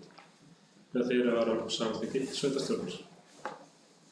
Einhverjir sem vilja ræða þessa tillögu? Það kveður sér engin hljóðs, þeir sem eru samþykki þessari tillögu. Yfirmerki. Hún samþykkt með öllum greiddum atkvæðum. Þá er mál nr. 11 á dagskrá, það er reglur birtingu skjala með fundargerðum. Þetta er mál sem hefur verið til vinnslu í byggðarráði og hér í gáttinni. Það er fundarvagn þessa fundar hjá okkur. Liggja hér í drög að reglum birtingu skjala með fundargerðum. Þessum vilja ræða þetta mál.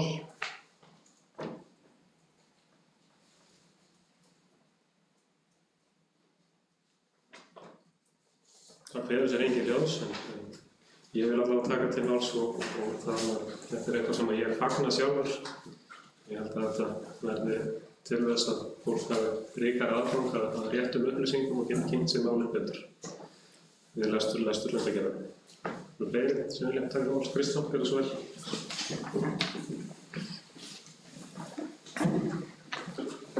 Já, þetta er góða fundamenn. Ég ætla nú ekki að sletta eitthvað með þessu máli, en ég var ekki að setja á mig. Þetta er, ég held að þetta sé til mikill að bóta.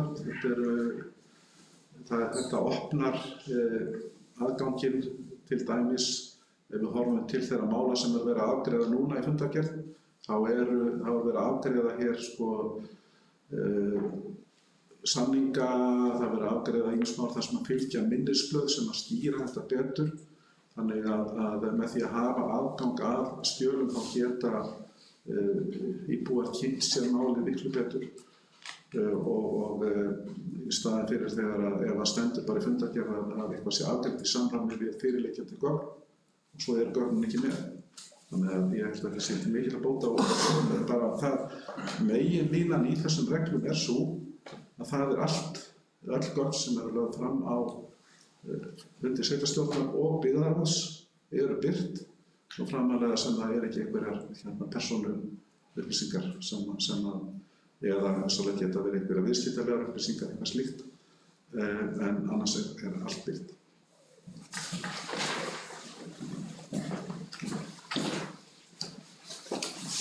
Fleiri sem vilja ræða þetta mál?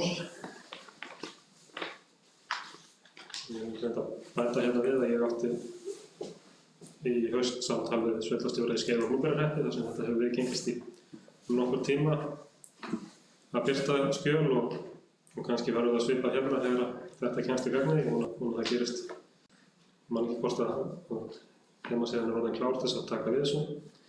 En í Skeiða og Gnúpverjahreppi þá vekur þetta í raun og veru meira athygli utan sveitarfélagsins en innan þess að þessi gögn séu birt. Kannski verður það líka hér.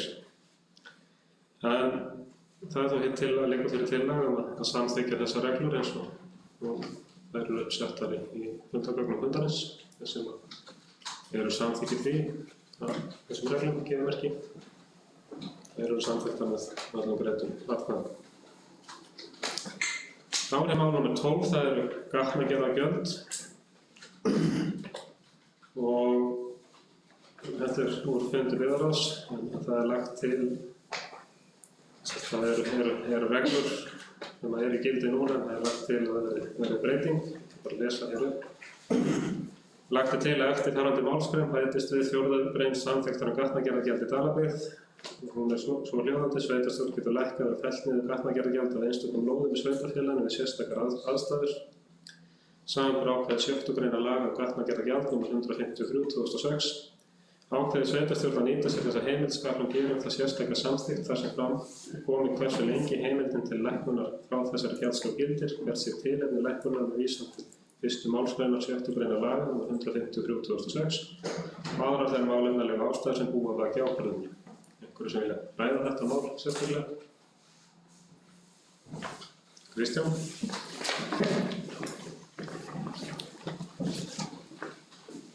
Góða fundarmenn, ég ætla að fá að byrja með að misnota mér aðstöðu mína varðandi síðasta lið að heimasíðan verður tilbúin að í kvöld verður komin viðbót við hana þar sem að fundargerðir birtast, þannig að fundargerðin fyrir frá þessum fundi núna, hún ætti að birtast með öllum fylgigögnum. Fyrst velverðingar af því að taka þetta undir þessum liðum. Hins vegar varðandi gatnagerðargjöldin þá er þetta svona formbreyting. Það hefur verið hjá Dalabyggð, það hafa verið samþykkt lækkanir á gatnagerðargjöldum en sjálfsög hefur heimildina fyrir því vantað í reglugerð gatnagerðargjöldum Dalabyggð. Þannig að þarna er bara verið að ráða bót á því að það sé alveg skýr heimild í reglugerðinni til þess að taka ákvarðanir lækkanir á gatnagerðargjöldum eftir þeim samkvæmt þeim skilyrðum sem eru í lögunum þessi gjöld. Það eru ákveðin skilyrði sem snúa fyrir framkvæmd, það er lengri eftirspurn og fleiri þannig skilyrði sem að gefa heimild til lækkunar. Þannig að eins og segir, þetta er bara verið að loka gat í reglum. Fleiri sem vilja taka til máls undir þessum lið? Það kveður sér engin hljóðs. Þá verður ég ekki þessar tillögur samþykktar til sem eru samþykkir þessari breytingu á reglum um gatnagerðargjald gefur merki. Hún er samþykkt með öllum greiddum atkvæðum. Það er mál nr. 13 á dagskrá. Það er skakstur 2019-2022. Þetta er mál á fundi byggðarráðs frá 31. janúar. Þeir sem vilja ræða þetta mál sérstaklega. Kristján?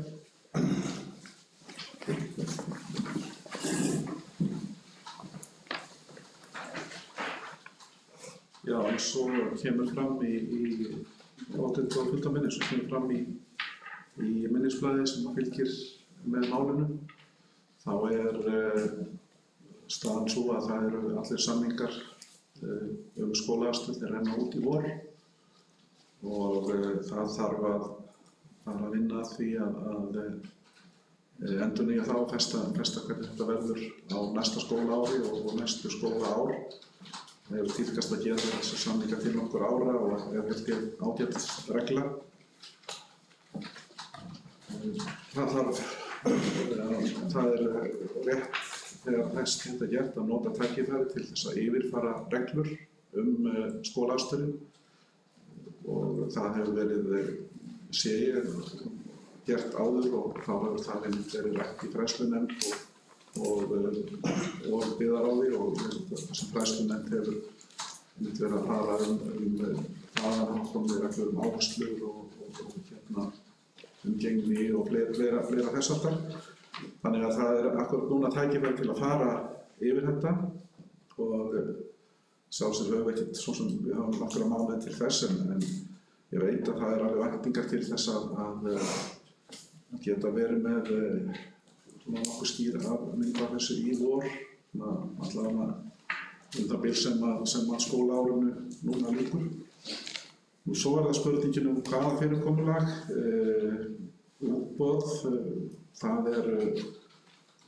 kannski sett fram út frá því að við þurfum auðvitað að horfa að þetta sé gert með sem hagkvæmustum hætti en við þurfum samt sem að setja skilyrði í það hvernig þetta eigi að vera. Mér hefur fundist fyrirkomulagið eins og það núna þar sem að eru samningar við einstaka aðila skorta ákveðinn sveigjanleika og þannig að ég held að það geti komið betur út ef að það væru sami aðili hefði fleiri leiðir undir sér en þetta er náttúrulega bara eitthvað sem að þarf að ákveða og síðan að vinna út frá þeirri ákvörðun sem verður tekin en mjög mikilvægt að gera það núna. Það er líka ákveðið tækifæri til þess núna þannig að vegna þess að væntanlega verður endurnýjun í hópi bílstjóra þannig að þetta þarf skoðunar við og aðalatriði þetta fari í eitthvað feril til að skoða og ákveða framhaldið. Við þurfum að vera komin með þetta ákvörðun og teiknum ferilinn helst ekki síðar en mánaðamótin apríl-maí til þess að geta þá gengið frá hlutunum þannig að það er svona í byrjun júní getur síðan að fórum nokkuð beina breytt. Veljönd sem vilja ræða þetta mál. Einar. Þáttindi, ágættu sveitarstjórnarfulltrúar og kannski ágætt að komi bara strax fram að ég er ekki á því að við eigum að setja þetta í útboð. Ég held við eigum að gera þetta eins og við höfum gert þetta. Ég held við eigum að auglýsa eftir mönnum og ég er akkurat á öndverðu með við sveitarstjóra. Ég held að við eigum að hafa þetta þannig að einn aðili geti bara verið með eina leið. En það er bara mín skoðun og hér hefur venjan verið svo að það hefur verið framlengt allavega verið þeir sem hafa verið með leiðir og vilja halda þeim áfram og hafa réttindi og aldur til og annað slíkt.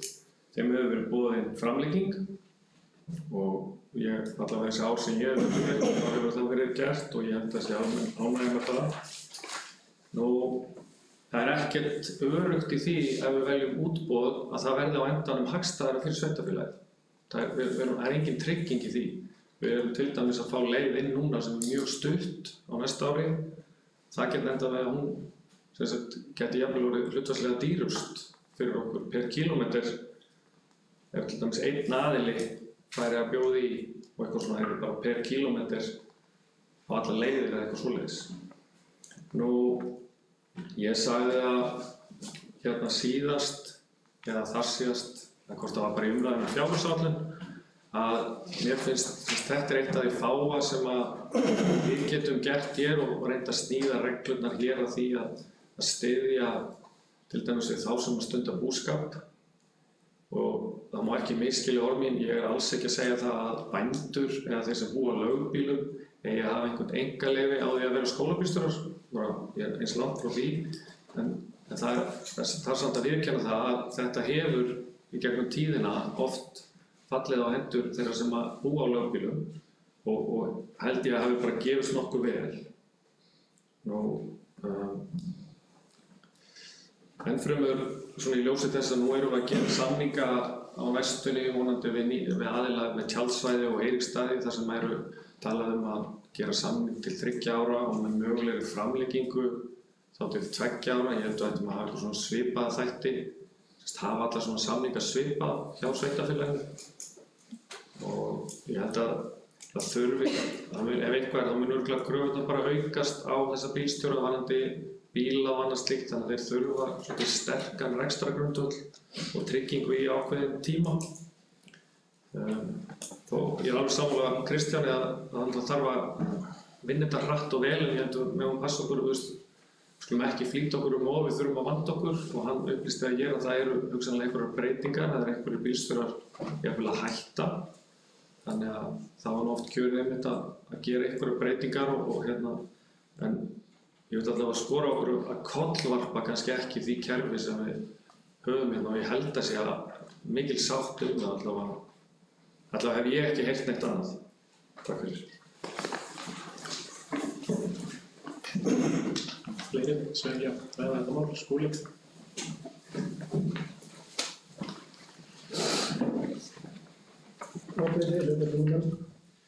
Það er gott að fá umræðu mitt. Það var frábært. Ég er kannski ekki alveg sammála Einari.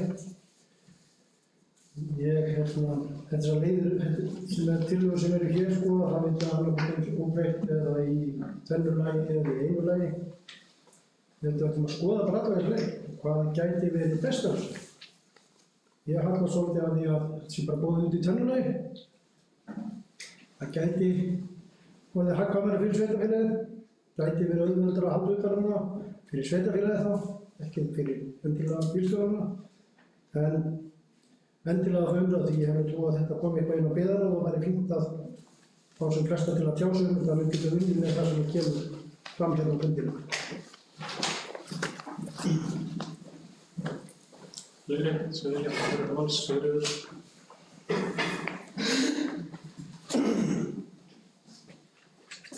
Fundarmenn.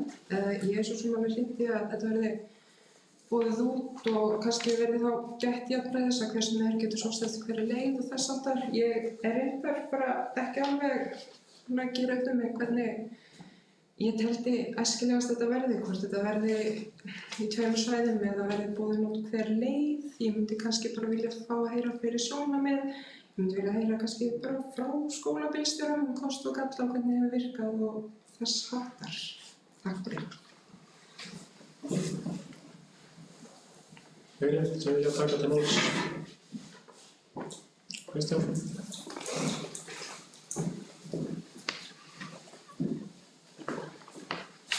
Og til tekur fundamenn, já, ég held að það náttúrulega bara að skoða alla möguleika og hvernig þetta sé gert með þeim hætti að þjónustan sé best en jafnframt líka sé hagkvæmust. Það er alveg hægt að í staðinn til þess fyrir útboð þá er hægt að auglýsa og segja bara þetta er verðið og þetta er leiðin og svo sækja menn það. Þannig að það sé búið að setja skilyrði þau liggi fyrir frekar heldur en að menn setja ykkur skilyrði fyrir því aftur og taki verkið. Og ég hef reyndar enga áhyggjur af því að það sé ekki, þetta verði ekki góð atvinnutækifæri fyrir til dæmis bændur þó svo að þetta sé kannski reksturinn sé á höndum færri aðila þess að þetta er jú bara þannig vinnutími að þetta hentar fyrir þá. En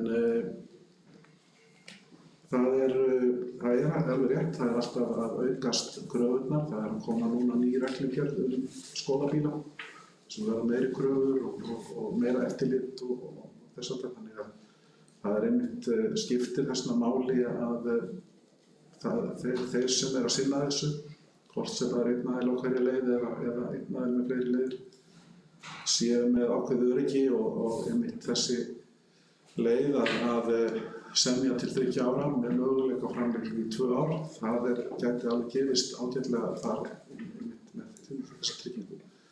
Það nefnilega ekki heimilt að fara þessa leið sem hefur verið farin, að bjóða þeim sem hafa verið með samninginn að vera áfram. Það gengur meðan enginn gerir athugasemd við það, en það ekki, það þarf að auglýsa það.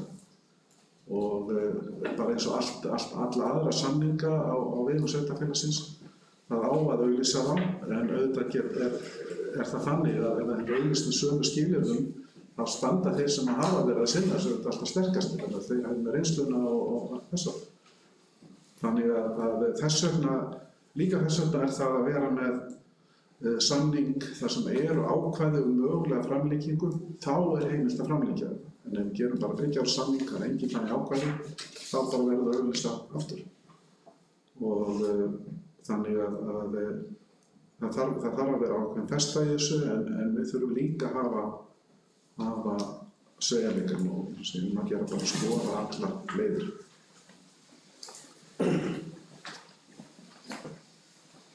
Fleiri sem vilja taka til máls?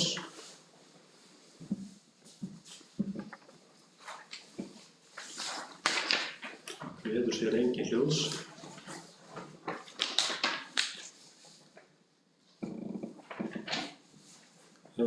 Ég skal taka eitt til máls og segja hvað mín skoðun er. Ég held að það er ágætt að fara á leið sem er búið að leggja til, að þetta er búið út, en ég vil líka kannski ágætt að fá umræðu í fræðslunefnd hvað fulltrúar þar, hvaða skoðun þeir hafa á málinu.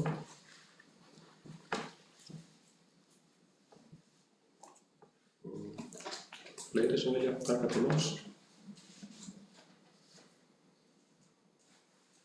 Skúli?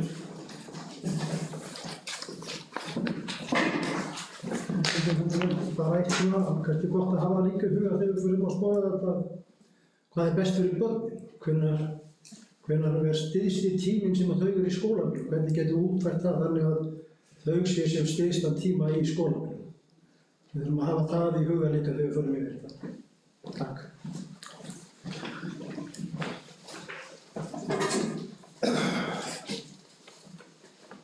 Fleiri sem vilja taka til máls?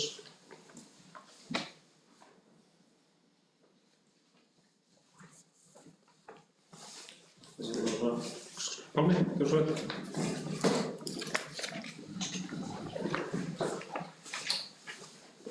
Fundamenn. Ég vil bara mæla með þau vísum til þess fræðslunefndar. Þær eru bæði skólastjóri og fleiri til þess að koma svo gott eitthvað á stað.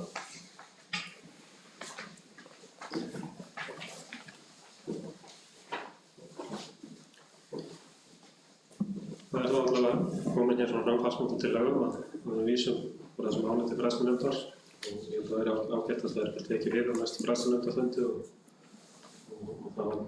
það gæti byggðarráð fengið málið aftur fyrir næsta fund og það er komin fyrir svona fullmótuð tillaga fyrir næsta sveitarstjórnarfund 14. mars. Fyrir sem vilja ræða tillögu þess efnis.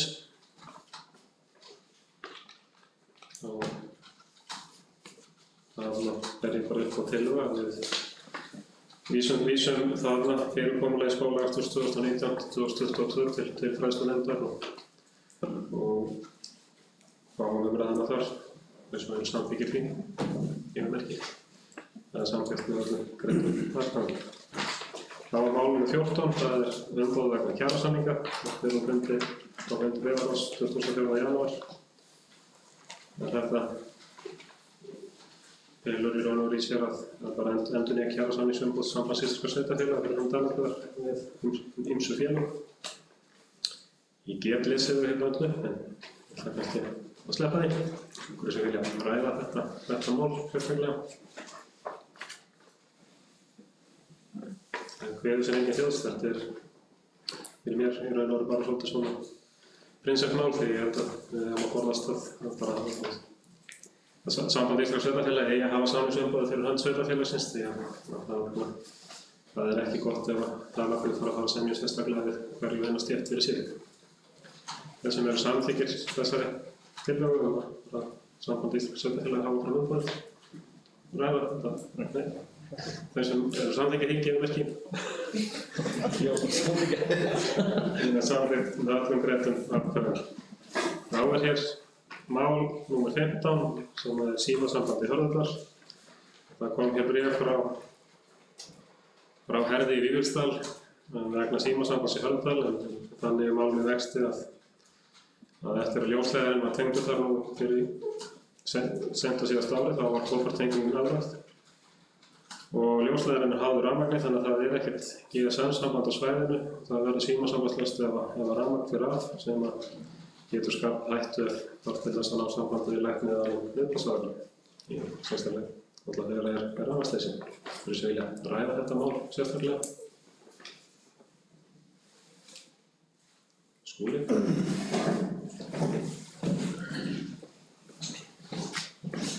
Háttvirtir fundarmenn, já, ég finnst þetta bara skelfilegt að heyra þessu.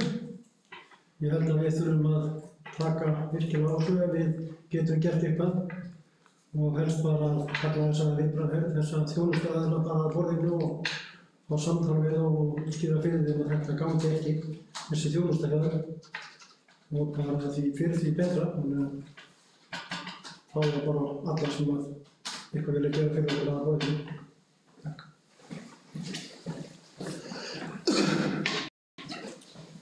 Fleiri sem vilja taka til máls? Pálmi?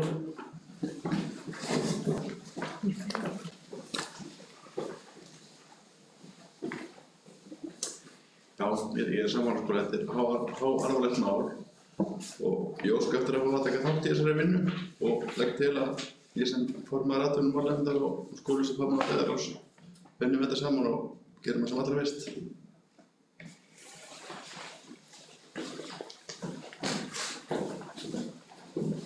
Sigríður?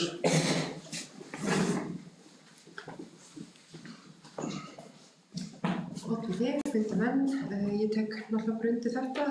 Ég sendi enda bréf á Póst- og fjarskiptastofnun í sumar vegna farsímasambands í Dalabyggð og nefndi þær með Hörðardal sem er án sambands og bara heilt álítið, þó það sem náttúrulega kannski sérstaklega alvarlegt, að þá finnst mér bara farsímasambandi búið að raka virkilega mikið í sveitarfélaginu. Sama tíma netsamband að batna og maður veltir stundum fyrir sér þegar maður sé full fíð og geð og ekkert símsamband, hvernig á maður að láta vita af sér ef að eitthvað kemur upp á, kannski bara Facebook, nei, ég veit það ekki. En semst Póst- og fjarskiptastofnun hún svaraði svona ekkert þannig en hún kom þessum boðum áleiðis til símafyrirtækjanna og það hefur ekkert gerst greinilega því það er bara því miður ekkert búið að gerast í þessu sambandið er bara að raka, það eru verið fleiri dauðir punktar. Þannig að það er bara frábært að við getum reynt að vinna þessu og reyna að fá þessum úrbætur á þessum málum. Takk fyrir.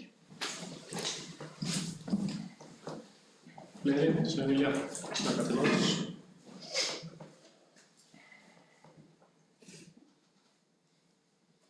Nú kom hérna fram tillaga frá Pálma og það er búið að setja hérna smá drög að bókun.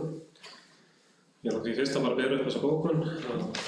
Hún er svo hljóðandi. Sveitarstjórn Dalabyggðar lýsir yfir áhyggjum af fjarskiptasambandi í innanverðum Hörðardal eftir að ljósleiðari var tengdur.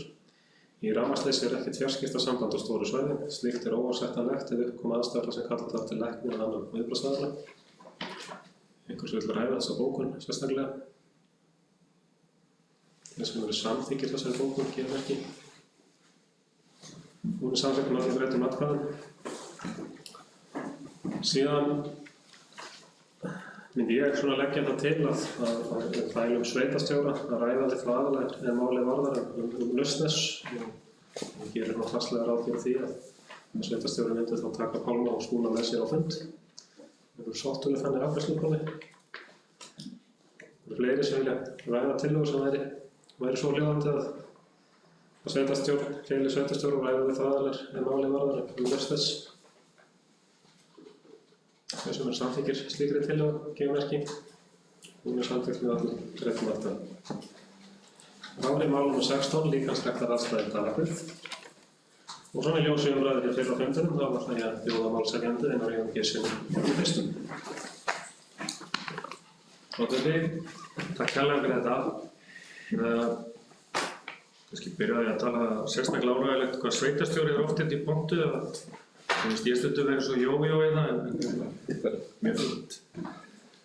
Já, ég óskaði sérst eftir þessari umræðu og í ljósi þeirra aðstæðna sem við búum við í dag varðandi líkamsræktaraðstöðu í sveitarfélaginu.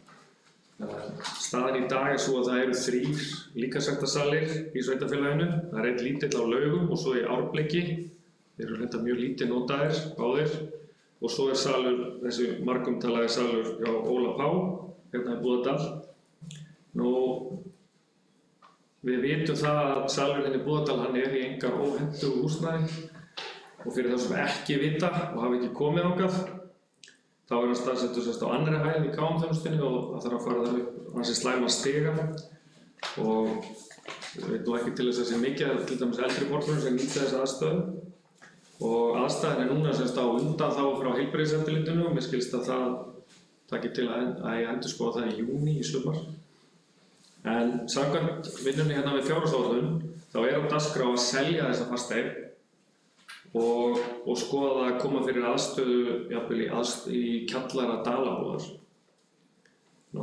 Þetta mál var á sínum tíma náttúrulega komið í ákveðinn farveg og fyrir svona ári síðan og naut mikil skilnings starfsfólks á KM-þjónustunni af því að fyrir ári síðan náttúrulega var farið að hygla undir einhverja uppbyggingu hér á íþróttamannvirkjum og en ég held að sé öllum ljóst að sú uppbygging ekki alveg að fara á stað á næstunni eins sárt og það og ég held að við verðum tilbúin til þess að setja einhverja fjármuni og jafnvel einhver talsverða í þetta fyrir en seinna og ég nokkuð viss að allir hér gera sér grein fyrir mikilvægi svona aðstöðu fyrir mikinn fjölda íbúa sveitarfélagsins því miður þá kannski hef ég ekki nákvæmar tölur þetta allt saman en ég fór á stúfana í vikunni og ég orðið mér út svona nokkrar tölur sem ég held að sé gaman að fara yfir Í fljótu bragði þá sýnist mér að líkamsræktarsalurinn í Búðardal sé að fá umtalsvert fleiri heimsóknir íbúa í Dalabyggð heldur en sundlaugin á Laugum á ársgrundvelli. Í salnum æfa að staðaldri og þá meina ég einu sinni til 6 sinnum í viku á bilinu 30 til 50 manns og það gerir varlega áætlað ef maður miðar við að það séu svona alltaf 10 og jafnvel upp í 20 manns sem æfa þarna daglega. Það gerir þá 3600 og ansi dreift bil, en að lágmarki kannski 3600 heimsóknir á ári. Og það eru, eftir því upplýsingar sem ég fæ frá Óla Pá, það eru 50 til 60 lyklar seldir og bak við þessa lykla eru þá 1 til kannski 4-5, aldrei öll sú notkun alltaf. Það hefur reyndar eitthvað borið upp á því á síðkastið að lyklum hefur verið skilað út af því að það er búið að takmarka tímann sem hægt að nota þarna. Ég fékk smá upplýsingar varðandi fjölda gesta inn á Laugum og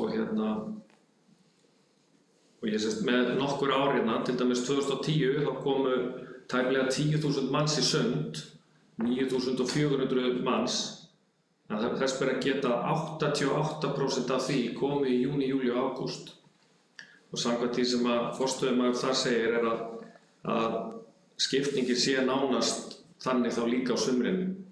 Það er 88% eða nánast allir eru ferðamenn þá en nánast eingöngu heimamenn í tímunum fyrir utan sumartíma. Og það voru 8.300 manns árið 2016 og svo í fyrra sem var kannski sem eyðileggur því að sumarið var náttúrulega óvenju gott eða hitt á vettur þá datt aðsóknin í 6.000 7.000 manns, 6.800. En prósentan er svona svipuð. Það er svona 80 til 90% sem kemur í þessar 3 mánuði og svo dettur hinn. Þannig að meðaltalið þar á hinum tímanum, á vetrartímanum og haustin og vorin í kringum 28 til 35 manns á viku sem að nýta þá aðstöðu. Meðan að salurinn hérna upp frá kannski fá, maður getur áætlað að sé kannski fá alltaf 100% fleiri heimsóknir. En ég náttúrulega vil ekki að fólk misskilji mig, ég ekki með neinu móti að reyna að tala sundlaugina niður og ef eitthvað er, og ég mun berjast fyrir í næsta haust að við, eins og ég sagði áðan, að við aukum aðgengi okkar á sundlauginni og sund er örugglega ein besta líkamsrækt sem hægt er að komast í. Það er bara ótrúlega, þessi líkamsræktarsalur skiptir alveg gríðarlega miklu máli hérna fyrir alveg ótrúlega marga íþrótt. Það segir bara í stefnu Dalabyggðar í íþrótt- og tómstundastarfi númer 4, með leyfi oddvita, að við eigum að bjóða upp á góða aðstöðu til íþróttaiðkunar og tómstundastarfs. Nú þar segir reyndar ýmislegt í þessari tómstundaáætlun eða stefnu Dalabyggðar í íþrótt- og tómstundastarfi og kannski er bara komið að því að maður fara að fylgjast betur með henni og það eru athyglisverðir punktar. Það er til dæmis sagt að þar verði unnin framkvæmdaáætlun í íþrótt- og tómstundamálum samhliða fjárhagsáætlun og það þarf að styðja við íþrótta- og tómstundaiðkun aldraðra, styðja frjáls félög á sviði íþrótta- og tómstundastarfs í að viðhalda aðstöðu sinni. Þarna erum við með þessa sérstöðu að við erum með ungmennafélag sem er að reka þessa aðstöðu hjá okkur. Það er svolítið losni við þennan rekstur og svona að þessu sögðu þá er ég með tillögu sem ég langar að leggja fram og ég vil beina henni til fræðslunefndar af því að það segir þar í 9. lið undir verksvið nefndarinnar að fjalla málefni félagsmiðstöðvar unglinga, leikaaðstöðu barna og íþróttaaðstöðu almennings í sveitarfélögum. Þó það hafi verið sagt í vinnu fjárhagsáætlunar að horfa til þess að setja útboð aðstöðu í kjallara Dalabúðar, þá vil ég hvetja fræðslunefnd til þess að horfa á fleiri möguleika ef einhverjir eru. Af því að það verður bara að segjast eins og að það er kannski ekki æskilegasti kosturinn að fara með þessa aðstöðu niður í kjallara. Við erum núna með hana upp á annarri hæð og við fyrir með hana inn í Dalabúð og niður. Þannig að ef það er einhverjir aðri kostir þá væri það frábært. Og eins og ég sagði áðan þá er þetta rekið á undir. Ég hef sjálfur unnið upp á KM og það er ótrúlegt hvað þetta eru mikið læti. Og ég held að séu kannski fleiri hérna við þetta borð sem hafa kynnst því. En ég veit líka til þess að það hefur aðeins heyrst í samfélaginu að einhverjum finnst þetta bara að vera rugl og hafa verið að agnúast út í það að þau hafi tilkynnt þetta til heilbrigðiseftirlits og svo framvegis. En mér finnst í raun ótrúlegt að það sé ekki löngu búið að gera það því að það er ótrúlegt truflun á þessu. Og ég veit til þess að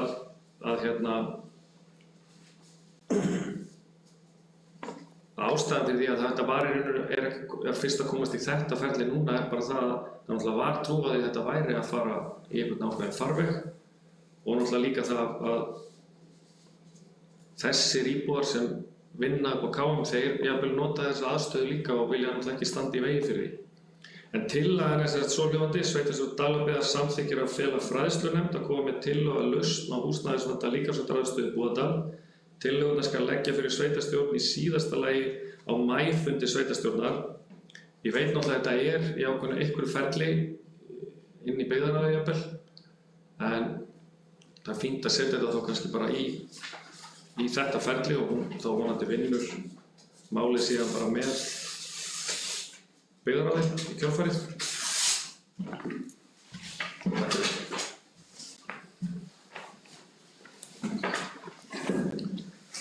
Fleiri, sem vilja taka til máls? Fleiri sem vilja taka til máls?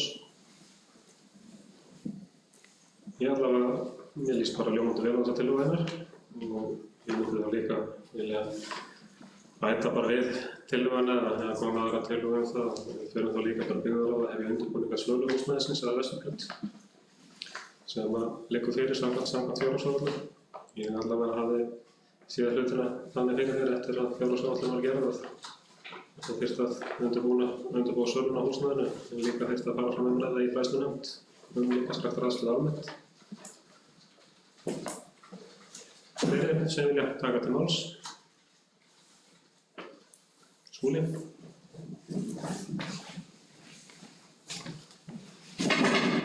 Háttvirtir fundarmenn, það er bara kemur alltaf á sama brunninu hjá mér. Ef við ætlum bara að gera eitthvað, þá þurfum við að peninga. Þannig að ég held að við þurfum að byrja þá að selja húsnæðið frá til þess að geta farið að gera eitthvað því að ekki eru peningar í fjárhagsáætlun til þess að fara að gera neitt nema að þannig var hugsunin þegar við gerum fjárhagsáætlun, við viljum ekki selja það út frá til þess að nota peninginn til að laga aðstöðuna í Dalabúð. Þannig að ég held að það sé bara ágætt að þá byrja að vinna því að auglýsa húsnæði til sölu. Við fáum hugsanlega fullt af milljónum til þess að vinna á. Fleiri sem vilja taka til máls?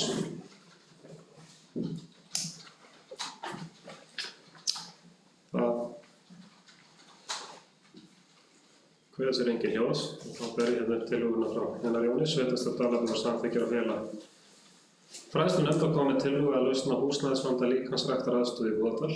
Tillögurnar skal leggja fyrir sveitarstjórn í síðasta lagi á maífundi sveitarstjórnar. Hvernig vilja ræða þessa tillögu sérstaklega?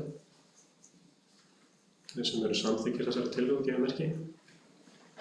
Hún er samþykkt með öllum breytum atkvæðum.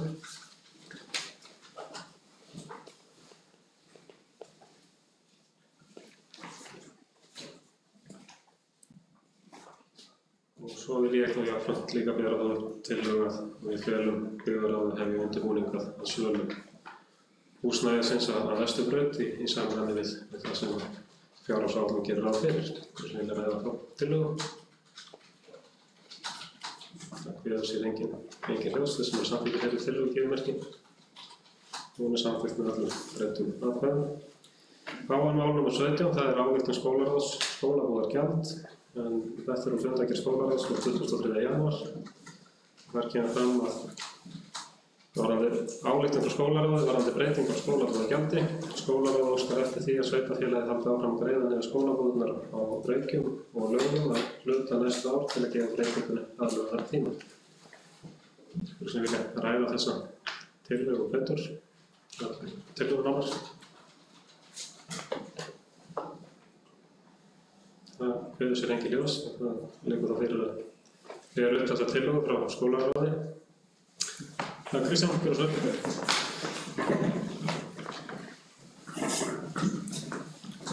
Þetta er ekki góða fundamenn, ég tek ekki afstöðu til tillögurnar sem slíkrar.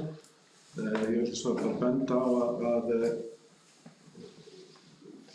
ef að sveitarstjórn samþykkir þessa ósk frá stjórnmáli að þá þýðir það líka að það þarf að fara frá breytinga á viðauka í samræmi við það vegna þess að þetta er það sem var gert ráð fyrir í sem sagt þegar var verið að sníða til fjárhagsáætlun fram og aftur þá var þessi sem sagt tekin út.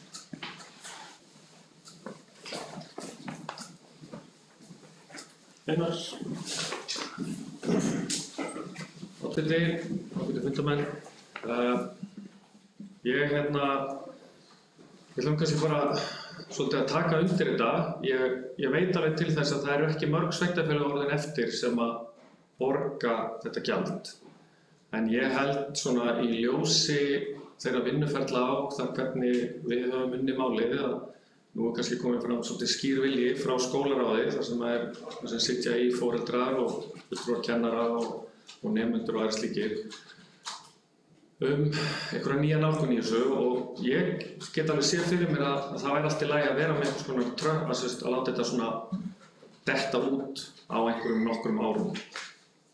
Það við minnkum þetta að það sé kannski svolítið bratt að klippa sig af bara beint svona.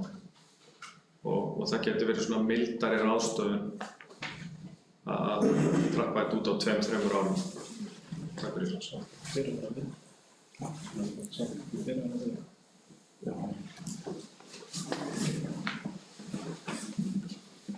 Fleiri sem vilja taka til máls?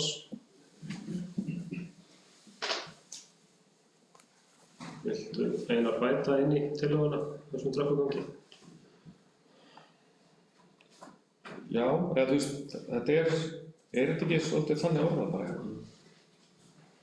Þessi það orðað einhvern veginn skýrar hérna til að það er einhvern veginn að fara að taka undir þetta. Sko að því hvað fossum er að gera sko viðauka þá væri hægt og það byggðar á þessum bara að gera byggðar. Kristján, Oddviti góði fundamenn, ég gleymdi mér og hafa hérna sæti mínum sem að gengur náttúrulega ekki þegar við erum komið með þessa tækni sem við erum að fylgja núna. Varðandi það að hafa semst aðlögun á þessu þá gerir ályktun bókun skólaráðs ráð fyrir því að þau eru ekki að fara fram á þessi niðurgreiðsla verði að fullu, heldur að það verði semst aðlögunartími á henni og ég skil það sem tröppugang. Nú, eins og sagði áðan, það þarf að gera viðauka við fjárhagsáætlun að breyta þessu, af því að með að segja að þetta var sérstaklega tiltekið, farið yfir þetta þegar þessu þáttur var tekin út og það er byggðaráð sem að gera þann viðauka, þannig að mér finnst það eðlilegt að það sé þá byggðaráð sem að meti það í sinni tillögu að viðauka, hvaða tröppugang ætlar þá byggðaráð að miða við í þessu.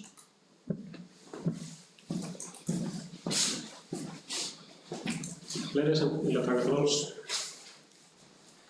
og það er bara að bera tillöguna hérna upp og bæta við þarna einhver setning aftast að sveitarfélagið mun halda áfram að greiða niður skólabúðirnar Reykjum og að Laugavatni, ætla ég að segja hérna með það fréttir sem bárust í síðustu viku, að hluta næstu ár til að gefa breytingunum aðlánatíma með fyrirvara að rúmsi fyrir það á viðaukaáætlun.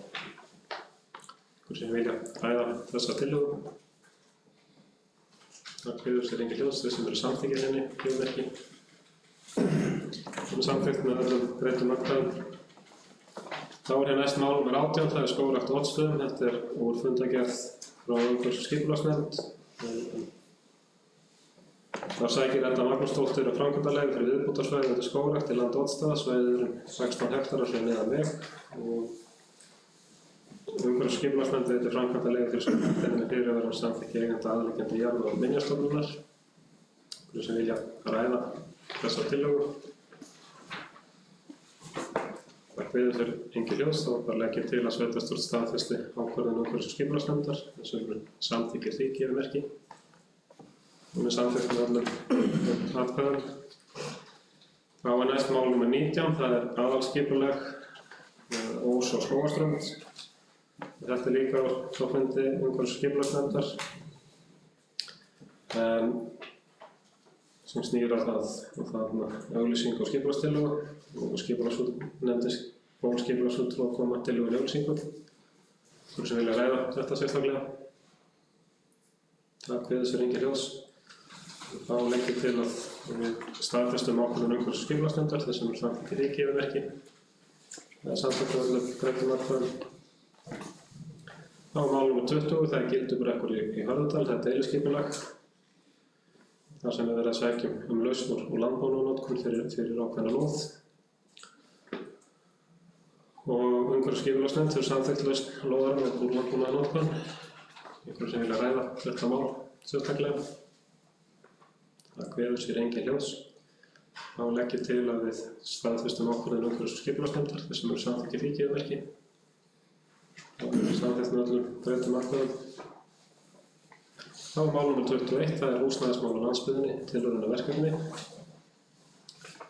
Einhverjir sem vilja ræða þetta mál sérstaklega.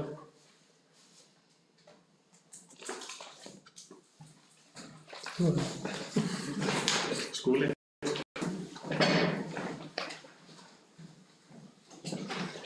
Óttandi, fundarmenn, já, þetta er spennandi verkefni og núna er kannski svona að komast aðeins annar víkill á þetta. Þannig er að Strandabyggð, Kaldunarshreppur og Reykhólabyggð höfðu samband við sveitarstjóra og spurðu hvort að væri möguleiki að þeir fengi að koma að verkefninu með okkur að stofna hlutafélag eins og búið að vera að samþykkja. Og núna var ekki 8. febrúar voru haldið fundur hér með þessum aðilum ásamt Íbúðalánasjóði og Hrafnssól, og við fórum yfir þetta mál og ræddum þetta fram og tilbaka og mér skilst að í sveitarstjórnunum hinum þeir hafa eitthvað verið að ræða. Við báðum það allavega, þeir myndu ræða þetta hjá sér og koma með einhverjar, allavega á hvort að þeir væri alltaf vera með okkur í þessu ekki, og ég skilst að þessi búin svona að ræða sín á milli að vilja helst koma inn í verkefni, en það var líka að krafa frá okkur að það myndi ekkert skemma fyrir okkar áformum. Þannig að það myndi ekki trufla það sem við værum að vinna að. sem náttúrulega að byggja hérna íbúðir og sá aðilum sem myndi kannski byggja, hann ætti hluta íbúðum líka á móti. Þannig við fengjum kannski helmingi fleiri íbúðir heldur sveitarfélagið ætla að byggja og ég skildist á íbúðum sem þetta gæti kannski alveg komið til greina. Þannig að ég held að sé allavega ekkert verra fyrir okkur ef við útvíkum þetta og stækkum þetta hlutafélag með Galdraneshrepp og Reykhólahrepp og Strandarbyggð. Þannig að hlutafélagið er bara stærra og myndi byggja kannski 15 íbúðir og hljótum við að fá hagstæðari kjör þegar við komum miklu stærri pakka. Þannig að ég verður bara svona að stá í hvort að þið hafið eitthvað á móti þessu allavega. Fleiri sem vilja hafa máls, Kristján.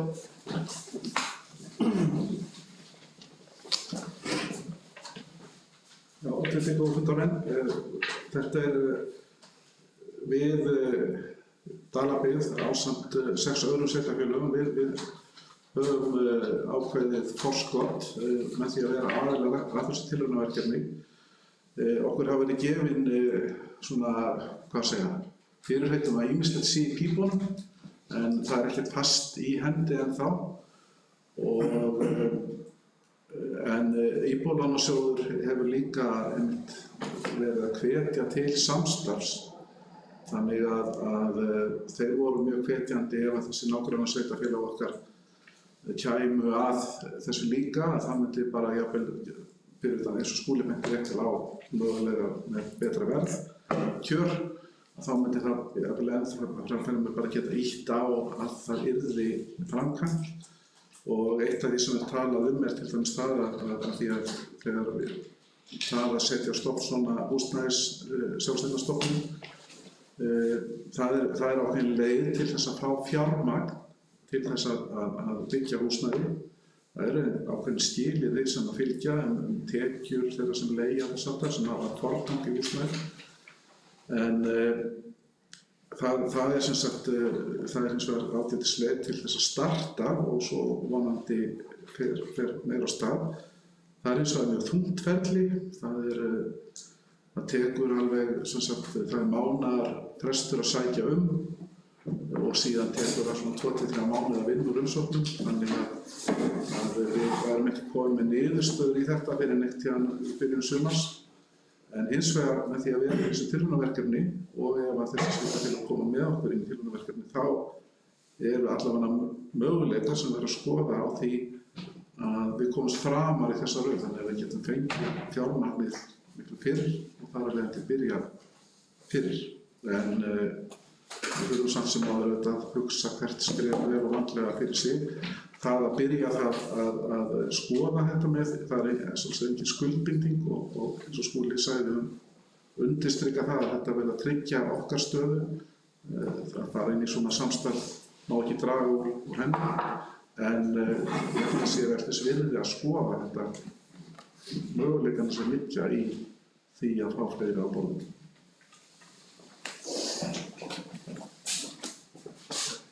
Fleiri sem vilja hafa máls. Það liggur hér fyrir tillaga að fara sveitarstjórn feli formanni Byggðarlags og sveitarstjórn að kanna stofnun húsnæðis sjálfseignarstofnunum með Galdraneshrepp, Reykhólahrepp og Strandarbyggð. Sem vilja ræða það tillögu. Það er engin ljós. Þessum samþykki þeirri tillögu gefur merki.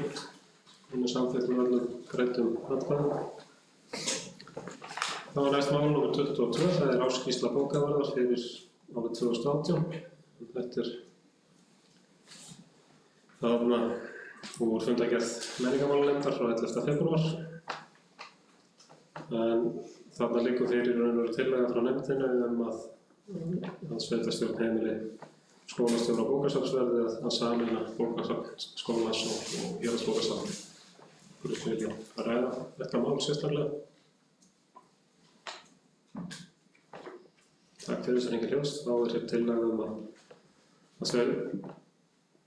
að sveitarstjórn samþykkir að skólastjóra og bókasafnsverði verði heimilað að sameina skólabókasafnið á skóla og héraðsbókasafnið við fyrsta tækifæri. sem vilja ræða þessa tillögu? Takk fyrir þessu engin ljós, þeir sem eru samþykkir þessari tillögu, gefa merki. Hún samþykkt með öllum greiddum atkvæðum.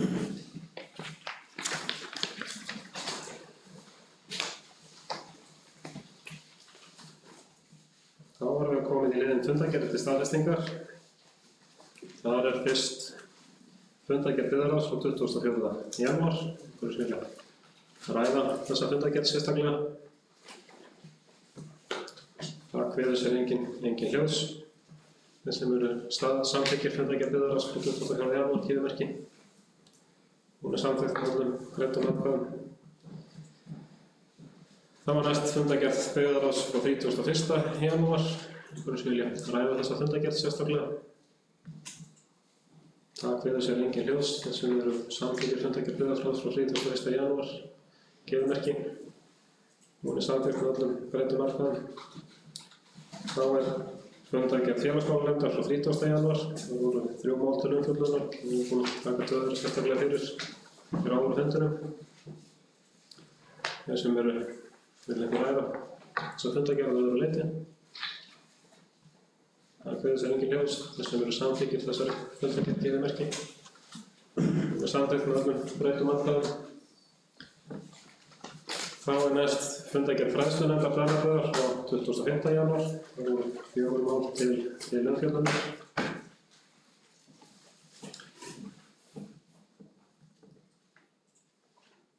Einhverju sem vilja ræða þessa fundargerð sérstaklega. Það kveður sér engin hljóðs. Það er rétt að benda á það að kemur það fram að ungmennaráðið ekki fullskipað. Það vegna að fræðslunefnd þurfti kannski að bregðast við því að reyna að finna síðasta fulltrúa í ráðið. Þeir sem eru samþykkir þessari fundargerð að öðru leyti gefa merki. Hún samþykkt með öllum greiddum atkvæðum. Þá næst fundargerð stjórnar dvalar- og hjúkrunarheimilis Silfurtúns. 25. febrúar, það var 1 mál á dagskrá. Við vilja ræða þessa fundargerð sérstaklega. Það kveður sér engin hljóðs. Þeir sem eru samþykkir þeirri fundargerð gefa merki. Hún samþykkt með öllum greiddum atkvæðum. Þá næst fundargerð umhverfis- og skipulagsnefndar frá 8. febrúar. Það voru 6 mál á dagskrá, 3 áður afgreidd á fundinum. Þeir sem vilja ræða þessa fundargerð að öðru leyti. Það kveður sér engin hljóðs. Þeir sem eru samþykkir þessari fundargerð gefa merki. Hún samþykkt með öllum greiddum atkvæðum. Þá var mál nr. 29, það fundargerðin sem við vættum á dagskrá. Það fundargerð menningarmálanefndar frá 22. nóvember. Þeir sem vilja ræða þá fundargerð sérstaklega. Það voru 7 mál til umfjöllunar. Það kveður sér engin hljóðs. Þeir sem eru samþykkir þessari fundargerð gefa merki. Hún samþykkt með öllum greiddum atkvæðum. Þá var næst fundargerð menningarmálanefndar frá 11. febrúar. Það voru 9 mál til umfjöllunar. Einhverju sem vilja ræða þessa fundargerð sérstaklega. Það kveður sér engin hljóðs. Þeir sem eru samþykkir þessari fundargerð gefa merki. Hún samþykkt með öllum greiddum atkvæðum. Þá voru fundargerðir til kynningar. Það fyrst fundargerð Sambands íslenskra sveitarfélaga 2019. Þetta fundargerð stjórnar Sambands íslenskra sveitarfélaga frá 25. janúar. Hvort vil ræða hana? Það liggur bara hér fram til kynningar. Svo mál nr. 31, það fundargerð minningarsjóðs Jóhann Óla Sveinssonar og Guðrúnar Tómasdóttur á Fellsenda. Það var fundur stjórnar 5. febrúar síðastliðinn. Hún liggur hér fram til kynningar. Svo mál nr. 32, það fundargerð stjórnar dvalargistingar. Og fundur 61. fundur stjórnar var á mánudaginn síðastliðinn. Svo eru hér það mál til kynningar. Það þá fyrst mál fræðsluferð sveitarstjórnarmanna á Vesturlandi. Það eru liggur hér fyrir dagskrá að þessari fræðsluferð sem verður farin dagana 23. til 7. apríl. Að mig minnir til Danmerkur. Einhverjir sem vilja ræða þetta mál sérstaklega. Kristján.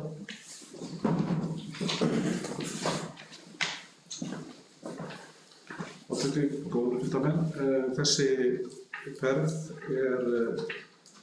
til sem að þetta var sérst rætt á fundi sem að ég mætti á hjá SSV sem voru framkvæmdastjórar sveitarfélaganna á Vesturlandi og oddvitar þar sem að ekki eru framkvæmdastjórar og þar kom fram að þetta ferð sem hefur verið farin alltaf á 4 ára fresti í byrjun kjörtímabils og það eru svona að jafnaði 1 til 4 á hverju sveitarfélagi sem að fara í þessu ferð. Stundum hafa reyndar engin og stundum fleiri, vantarlega það var stóru sveitarfélögum að sé vitið það. En við vissum að því að þessi ferð líklega farin þannig að það fjárhagsáætlun okkar gerir með sigrum fyrir einn að fara í þessa ferð. Þannig að bara það er upplýsingar komið fram. Og þetta er svo oddviti sagði, þetta er í lok apríl en væntanlega man nú ekki eftir þess að það komið fram í bréfum hvenær þyrfti að tilkynna þátttöku en það væntanlega fer nú að líða að því fljótlega allan mánaðamótin.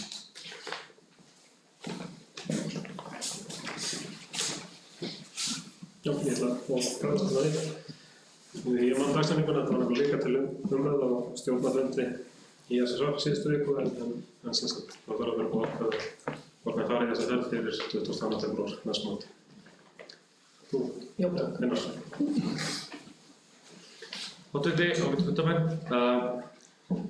Ég bara tala af reynslu í bara á staði í félagsmálum og öðru slíku að ég held að svona ferðir á þessu stigi, ég held að sé bara gríðarlega mikilvægt og ég held að sé mjög jákvætt og ekki það ég ætla eitthvað að hlutast til hver fari í svona ferð en ég held að það væri mjög gott ef að framkvæmdastjóri sveitarfélagsins hafi tök á því að fara í svona, þá held ég að þetta myndi gagnast honum best í sínu starfi og í sínum tengingum við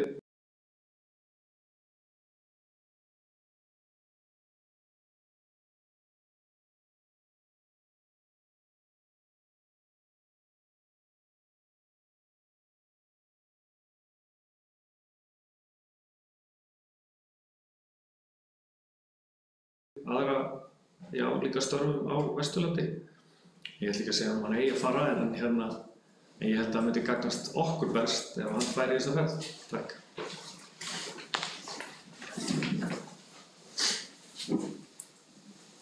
Það var svo sem búið að koma fram eða ég var búin að nefna það við Kristján ég teldi æskilegt að það í þessa ferð. Sjálfur hefði ég persónulega alveg áhuga á því að fara í þessa ferð þegar ég veit að margir stjórnarmenn í SSV fara en tímasetningin bara hentar mér ekki af persónulegum ástæðum. Öllu heldur vil ég ekki fara heiman með að vera svo skammt fyrir fæðingu næsta barns. En við kannski ræðum þetta ekkert frekar endilega hér á þessum fundi en þurfti þá að gera viðauka ef að fleiri vilja fara í þessa ferð, það er rúm fyrir einn aðila. En það var næsta mál til kynningar, það er 30. og 3. landsþing Samband íslenskra sveitarfélaga. Það er ánægjulegt að við notum rómverska tölustaf í titli. En það verður haldið 29. mars næstkomandi. Það er bara út undan og þingið farið fram. Síðan er mál til kynningar það er fyrirspurn breytingar á fjárhagsáætlun 2016. Það var svo sem til kynningar hér á síðasta fundi líka en svo kom aftur fyrirspurn sem að sveitarstjóri hefur svarað. Síðan er mál nr. 36, það er velferðarstefna Vesturlands eftir umsögn velferðarstefnu hefur verið lögð fram. Síðan er það mál nr. 38, það er kjör stjórnar Lánasjóðs sveitarfélaga, það er kjör til stjórnar Lánasjóðs sveitarfélaga opinbert hlutafélag. Þetta er bréf frá fjárnefnd Lánasjóðs sveitarfélaga Og svo að lokum þá liggur hér fyrir skýrsla frá sveitarstjóra og störf síðasta mánaðar. Fleiri sem vilja? Kveður sér engin hljóðs. En þá dagskrá fundarins tæmd og ég ætla að geta þess hér núna allavega þannig að ég sleppa dyrknafonunum og næst reglulegi fundur sveitarstjórnar er áætlaður 14. febrúar. 14. mars, fyrirgefðu. Og við gerum fund.